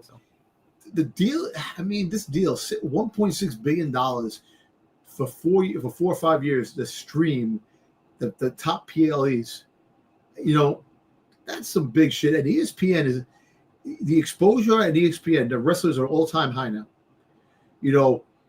The wrestlers are you're gonna have wrestlers on ESPN Studio. You're gonna have wrestlers they're gonna be showing the top 10 wrestling moves, top 10 wrestling finishes. In pay-per-views, it'll be show, and they bought the ESPN. Disney bought the library. It's the library. They get the library of stuff too. The library of pay-per-views. No, nobody's bought the library yet. No, not yet. Yeah, that's still on Peacock until 26. Yeah. Oh, what about the other rumor saying AEW is in talks of buying TNA? Yeah, they can't. WWE has right of first refusal. Yeah, you're right. Okay. From what I understand, they had a chance to buy. They had a chance before. I know a while ago, but chose not to. It's or just never call them back or whatever. For an economy that has no money, man, this money, it's unreal. Man. And there's a lot of money changing hands, and a lot of money. I agree. Corporations, man. Tony Khan's dad is a billionaire, and he owns the Jacksonville Jaguars, so they could just funnel money into AEW through the Jacksonville Jaguars. Yeah, you're true. You're right. Yeah. But a lot of their wrestlers that are injured are over at the Jaguars. So, the Chris Jericho figure rumor is getting stronger. I think that's pretty much a given at this point. Yeah. He's gonna come back to WWE for one more run. Hey, that'd be cool to have him. I hope he does because you made the list. I hope that list comes back. I don't want the list. I hope he brings the Painmaker over to WWE. Not you just made the list. Comes back with Kevin Owens. Give him a good run. Don't make him. Have him have a good run. Have him win at the Intercontinental Championship or the US Championship, right?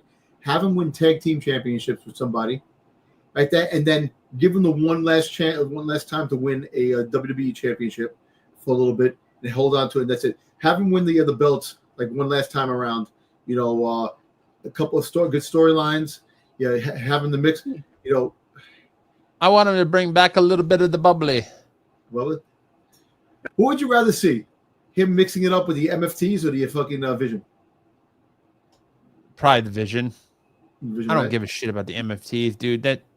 That faction's lame. Whether you want to call it the Bloodline or the My Family Tree, whatever you want to call it, that faction blows. Man, I am not invested in it at all. Yeah, another thing too. Survivor Series. It should be a crossover. AAA, NXT, SmackDown, Raw, all interfering. Thanks, Dominic Mysterio. Yeah. Just because you guys share the same name. Yeah. Hey, you got it from me. I'm the firstborn. You got it from practically family. See, what's funny?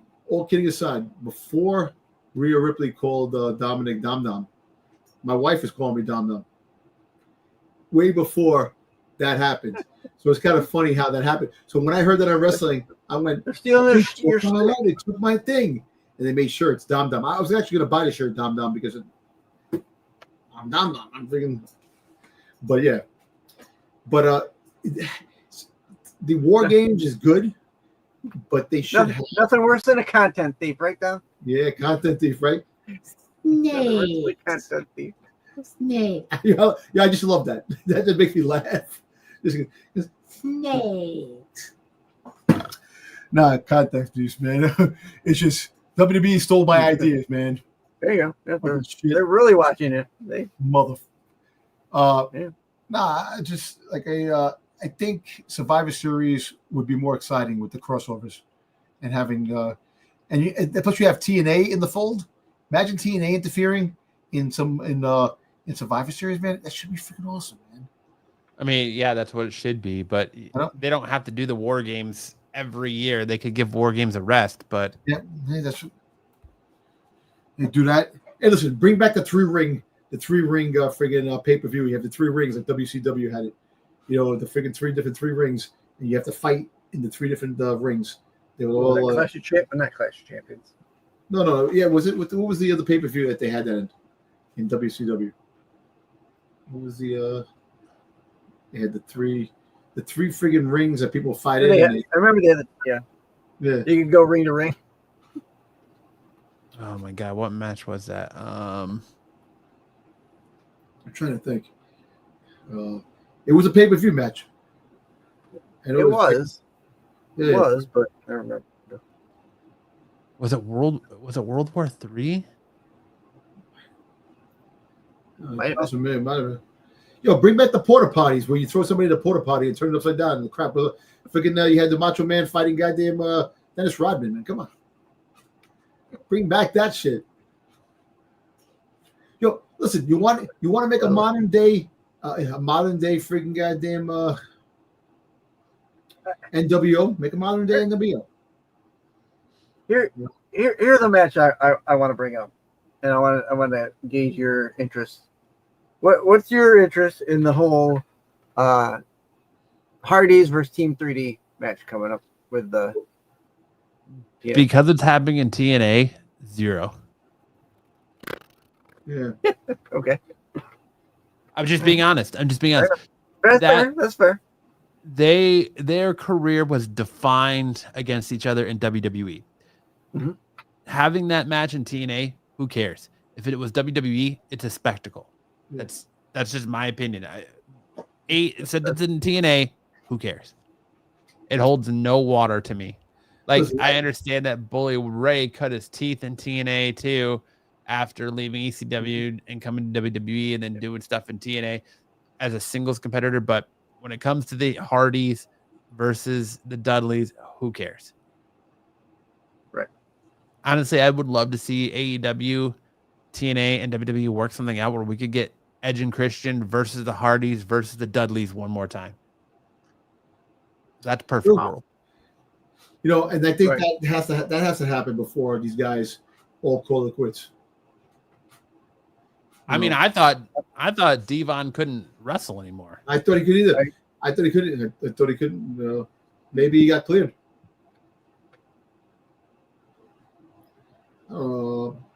What's your opinion on it, Sticks? Oh.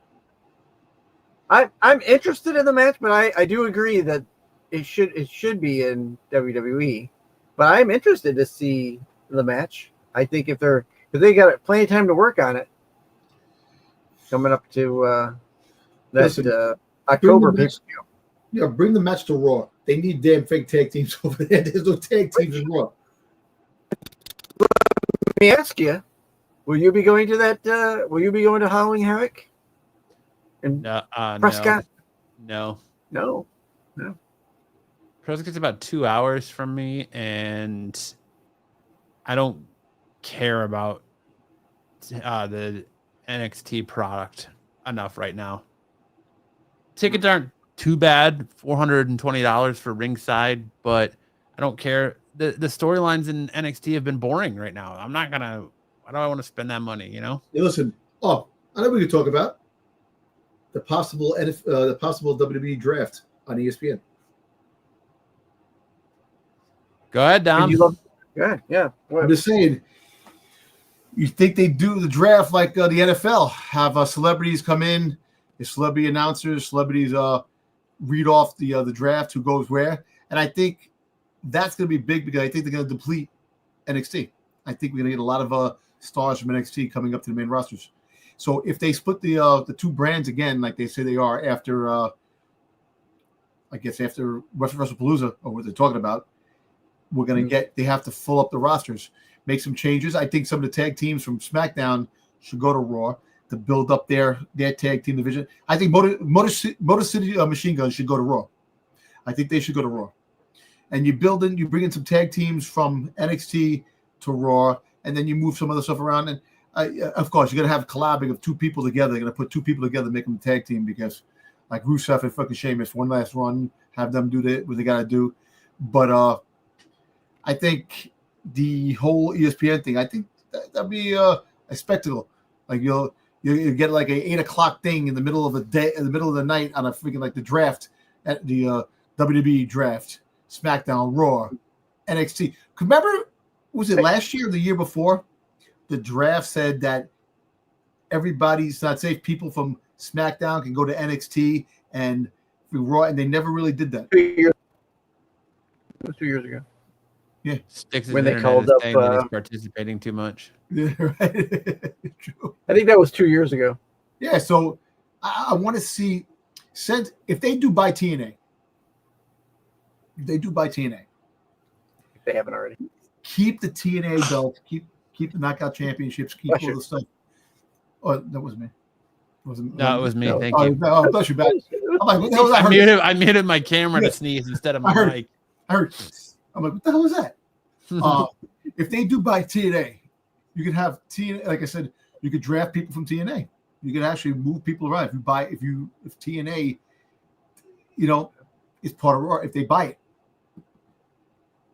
and you keep all the championships there, and people can SmackDown, you can have people win the belts and stuff like that. You see, I would combine TNA.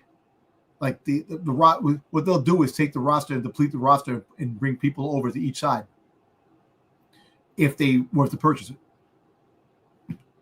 But I don't know. It's like it's speculation now. But the draft should be everybody,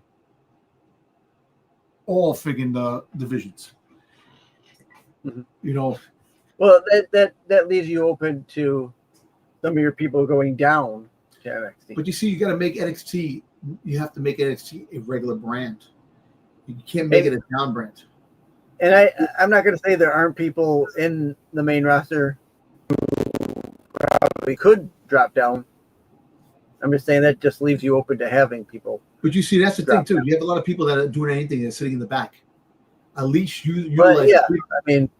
I'm sure there's people back there that they don't even have on their page. They say, "Oh, these people are." Here, 4 months. For a month, she hasn't wrestled, man. Evolution. She wrestled in Evolution. Where the hell? Put her on NXT. If you're not going to use her in the main roster, bring her down to NXT. Let her fight a little bit there to keep her going. Julia, if you're not going to let her fight in SmackDown, bring the U.S. Championship to NXT. Build up that roster. Because then when you have the wrestlers from down there come up to the main roster, there's your legitimate freaking goddamn fights between the women you fought in NXT. You have there's your rivals, because obviously they're not doing anything. Like sometimes, like I said, like Matt has put it, financially bankrupt freaking goddamn stories. Creativity. There is no creativity. They do need to do something to shake up creative. Zero creativity. Yeah. As Pinto. Zero. Yeah. Yeah, you've had zero creativity. Raw has started and ended the same exact way the last 4 weeks. Yep. And I fear it's going to continue to do that until we get to Royal Rumble, till we start on the road to WrestleMania. Mm-hmm. Well, remember what I said? I don't know if it was last week or the week before. I said we're getting that because At the end of the show, what are we getting at the end of the show? Get a pop. All about the pop. I don't even know if it's a pop. Like, I don't feel like the crowd really popped for Seth in Birmingham at the end of the show when he came out. No, I don't think they did. No, you're right. But they popped for freaking goddamn Roman Reigns. Mm-hmm. Yes, they did. Roman Reigns. Yo, did they have a video of these two little kids when Roman Reigns came out? They were all happy, like, oh my god, Roman Reigns. Like, they were happy. See, that's what that make kids happy, man. To have stuff like that, excitement. And you see that? So apparently in New York City, downtown, the financial district, they got the hand, like they have the arm that they show, the acknowledge me. It's that I was like next to it. It was actually in Brooklyn, and the guy has his hand up. It's like a statue of an arm with a finger up, as Roman Reigns acknowledged me. I saw it. I was actually next to it last week. Did you acknowledge it? I acknowledged it because I saw people show video like on TV. He goes, even the statue acknowledges Roman Reigns. I was there. Hey, you play the music. Be careful. Be careful. That might be for Proctology Con. So. Yeah, it could be but I don't think that. Look, the excitement for wrestling was at an all-time high in the beginning of the year when we were talking about it. It kind of like faltered. I know the summertime things falter in the summertime because it's summertime. We got the fall friggin' the series premiere of SmackDown, the series premiere of Raw coming soon, which they always advertise the series premiere. It's like the ongoing friggin' episodic. I hate to say it, but you got nobody to blame but The Rock. The wrestling was hot up until the premiere on Netflix, and The Rock did what he did. It started to heat up again with the whole Cody Rhodes, I Want Your Soul, and the John Cena heel turn. No Rock. The John Cena heel turn didn't work. And since then, they have been creatively bankrupt. They can't put together. The wrestling is good. The storylines are just boring. Nobody cares. Essentially, the MFTs are like putting lipstick on a pig because it's just the bloodline under a different name. Bloodline 2.0 under a different name. Nobody cares. 3.0. 3.0. 3.0. Still, nobody cares. Like I said, you're putting makeup on a pig. Put lipstick on a pig. Go back to the time when Baron Corbin freaking fed dog food to Roman Reigns, tied him up to the freaking goddamn. Where's Baron Corbin now? Yo, Baron Corbin actually said a lot of bad things about the saying that about WWE. You know what's funny? And freaking what's his face? Sasha Banks has been talking a lot of shit about the WWE. Sasha Banks has 9 titles. Yeah, she's going for the record. Yeah, records. Well, the record's 10. Yep. So she has to go for 11. She needs to go 11 titles. I mean, she's gonna have to come back to WWE at some point, and they're not gonna give her a title. Nope. But as far as the draft goes, I think that's just a ploy and a gimmick. They're gonna do it like the WWE draft. At this point, you're already moving people from show to show. Clearly, Roman Reigns is on Raw now. LA Knight's on Raw. Sami Zayn's on SmackDown. You're already moving people. Just open the transfer portal window and call it a day. You don't need to do the spectacle, but they're going to do the spectacle because it's going to be on, it's going to be on ESPN. And so what they should do is the hell with the draft. What they should, if they do a draft, how about draft people from NXT? And you have the two teams, SmackDown and Raw. They get the first pick, the second pick. You got up to 10 picks down at NXT. And then you can rotate new people coming up at the NXT, and you have to pick a couple of females. You have to pick a couple of males. You have to have a ratio of 5 males, 5 females. I think the only problem with that is like including NXT. So you have different contracts for main roster versus NXT. So you're really going to pay main roster talent to go down to NXT when you could pay NXT talent less to be there, and that means you'd have to pay NXT talent more to be on the main roster. So I think that's going to cause unless you're going to fully call them up, that's going to cause a payment issue, you know. You're right. Listen, that's what I'm trying to say. If you're going to send people down to NXT, make NXT a main brand, not a development brand. NXT becomes the third brand, and you merge it. And if they buy TNA, you merge it with TNA. With Evolve and ID, I don't think you can call NXT a developmental brand anymore. So there you go. So why don't you So why don't you make it like a Sunday Night Heat type of shit? Have that. And if they do buy TNA, right, you merge the two brands, TNA and NXT together, and it becomes your third wrestling part. Your third wrestling thing. You keep the championships there.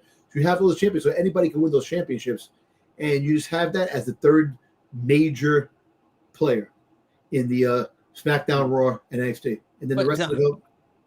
Go ahead, Dom. I'm just saying. I just feel that if that's the case, just do it that way. I mean, you keep bringing up them buying TNA, but right now, what good does it do them? Like, they're only going to buy TNA if Tony Khan shows up trying to do it, because right now they have a working deal with TNA. They can scout TNA wrestlers. They can do whatever they want with TNA, and they have the right of first refusal. If somebody comes in to make an offer on TNA, they have the ability to match it. Right now, they're sitting pretty. They don't have a reason to buy TNA unless some third legitimate party comes in to try and buy TNA. And they fear that this legitimate party could make them equal to, if not greater than AEW. Then they'll have to figure that out then. But right now, they have full access to TNA's talent. They can watch TNA talent. They can have TNA talent come in WWE anytime they want. I mean, Jesus Christ, they just had Joe Hendry show up at a house show over the weekend, so to fight The Miz. So they don't have to sit here and shell out all that money for TNA right now. But you see, the relationship is great. No, it is great. They're away with TNA. TNA's like the hooker right now, and WWE is having a great time. So you see, and I think that's great too. But what's going to happen is that you're going to have these potential people try to buy it, and it's going to force WWE to go and if they're able to purchase it and want to purchase it, they will. But then again, like I said, I think the only way WWE purchases TNA is if AEW and Tony Khan start sniffing around and they try to buy it from them. That's it. Yeah. I think if the ex-president of UFC, or the guy who started UFC with Dana White, if he wanted to buy it, I think WWE doesn't get involved. I think they let it go. I think the only way they let somebody buy it is if and they don't let somebody buy it is if TNA comes sniffing around, or AEW comes sniffing around. Okay. All right. But that's just me. I just don't see the benefit of them owning TNA, especially after just buying AAA. And they're still working out things with AAA. They haven't fully bought it out yet. Right. Right. But they're doing the same thing with AAA, where they're infusing WWE talent in AAA, just like they were infusing WWE talent in TNA. Yeah. You're right. And but we'll see. We'll see in the future. Like I said, there's a lot of money that's been freaking dished out. So guess what? TKO is still $3 billion in the hole. So if they buy TNA, man, more ticket prices going up. It's gonna be crazy. Well, yeah, and do they have the money to buy TNA? Because who knows what TNA is valued at? But right now, WWE can work TNA like a puppet with their hand up their ass and help them get a TV deal and help them get streaming deals and get pay-per-views to really make them a solidified number 2 and make AEW an afterthought. Yeah. That's all WWE wants to do with TNA is help them grow to beat AEW. They don't give a shit otherwise. Mm-hmm. Joe Hendry's like the real only TNA talent they is really worth a damn right now, other than the Hardys, and they're practically washed up. Matt Hardy can barely walk. Yeah, that's true. He walks like he's got he dropped a load in his pants. I watched them when I don't know what the last TNA was it Slammiversary. He was getting up to do like the swanton onto the ladder there. I can't remember who was on the ladder, and I'm like, you're gonna break something because you're already half broken. And then he got up on it again because he didn't get through it correctly, so he had to do it again. He goes the other side and does. Yeah. I mean, don't get me wrong. I love Matt Hardy, but the dude just, it looks painful. Like it looks like he's going to need a whole like lower body replacement. Mm-hmm. Yeah. Gonna need one of those body braces just to keep himself all intact. Hip and knee replacements. You know, we didn't talk about. We didn't talk about Karrion Kross, man. You think he pops up anytime soon? He did. He showed up on GCW. Yeah, I know. Yeah, I know. Yeah, I know. You've seen that. But now, apparently, he's booked until October. So I don't know if they're going to have him come back by Survivor Series. He's going to be at New York Comic Con. Yes. Well, I'm going to ask him. But you know what he's going to say? I don't know. That'll work. Dude, I think him showing up in GCW is a full work. I really do. I still think it's a work. WWE's just letting him, because they've let other wrestlers work indie shows before. They're just letting him work some indie shows, and he's going to do a match with against Matt Cardona. And I think that's when they're going to get people off the scent, and they're going to bring him back, and everyone's going to be shocked that Karrion Kross is back in WWE as the fourth man, as the fifth man. As the fifth man. Or as the Fiend. Which it was supposed to be. You have two factions of Wyatts. One on SmackDown, one on Raw. But yeah, he showed up in GCW. That would be better than having all 10 of them. Yeah. And that was cool. They came out. But all right, anything else? No, that's it. That's it for now. All right. Well, I want to thank everyone for checking us out tonight and stopping by. If you want more professional wrestling goodness, make sure to stick around after the intro and click one of the additional videos that pops up here so you can get your professional wrestling fix all in one place. If you want more from Styx and Dom, well, you can continue to find them tomorrow night over on Renovision for the Qualified. You can find Dom Sunday nights on Renovision over there for the Star Wars show. If you're a Star Wars fan, you can catch Styx every Tuesday night for the Doctor Who crew on his channel, and you can catch me all week long here on my channel, as well as on Saturdays over on Renovision for SNS. But with that being said, Dom, take us out with some words of wisdom. Hey, the summer's almost over. We're just about the fall's coming. This is the best time of year. The fall is always the best time of year. Pumpkins, Domtober. You do look like you're a pumpkin spice latte kind of guy. Actually, you know what? You know what's funny? I like my regular coffee, but all kidding aside, I do like my pumpkin spice latte. Basic. I have a couple of them here and there, but I don't go crazy because those things, a moment in the lips, lifetime in the hips, man. I can't do that shit when it comes to but I do love my pumpkin. You have pumpkin donuts. You have pumpkin pie. You got pumpkin. I just love pumpkin, man. Dom's got to make sure he fits in his Star Wars Christmas special Boba Fett thong for Christmas time. No, my underoos, my Boba Fett underoos. Oh. Nah, but the summer is over. The fall is upon us, and football's here. Sports is gonna pick up big. We're gonna have a lot of TV action, football. Sunday, right? Sunday. No, Thursday. Thursday the 9th. Yeah, Thursday. It's the 7th. Or is it the 7th? I think it's the 7th. Yeah. What? No, the 4th. No, I think Thursday the first. Yeah, it's the 4th. Second, third. So fourth. It's the Wednesday. 4th. No, the 4th is a Thursday. All right, so it's the 4th then. Yeah, because usually it starts on Thursday night. We get Thursday night football. Yeah, I don't unless they changed it and they moved it to Sunday. It starts that Sunday, the 7th. What's the next Thursday? The 4th. Philadelphia Eagles host the Dallas Cowboys. Oh yeah, and guess what? Cowboys, they will be eliminated game 1. I love the Cowboys, and they're out of the playoff. And they are the playoffs already.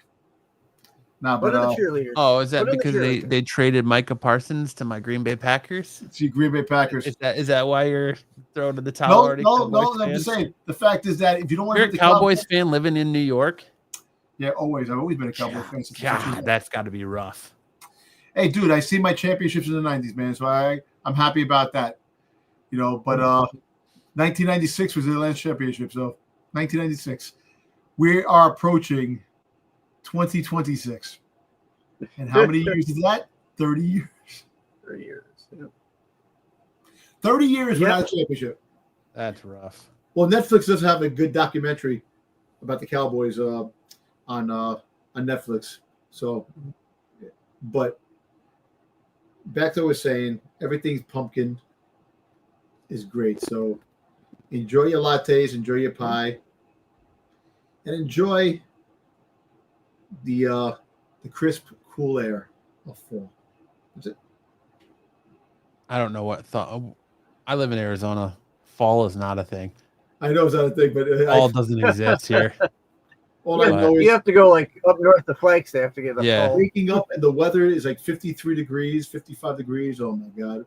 Even like 58 degrees. Like anything in the 50s, in the low 60s, basically into the mid 50s. Perfect weather. Perfect weather. Well said, Dom. All right. Well, that's it. That's our show. Have a great weekend, everybody. Enjoy all the professional wrestling. Enjoy Clash in Paris on Sunday.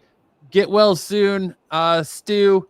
Our best wishes to Psycho Stu, and we will see you guys right back here next Thursday with all of our reactions to the fallout from what's sure to be a pretty mid pay-per-view in Clash in Paris. Good night, everybody. In the ring, the lights go down. Roaring crowd, they scream and shout. Chants echo, shaking the ground. Warriors clash, the game is found.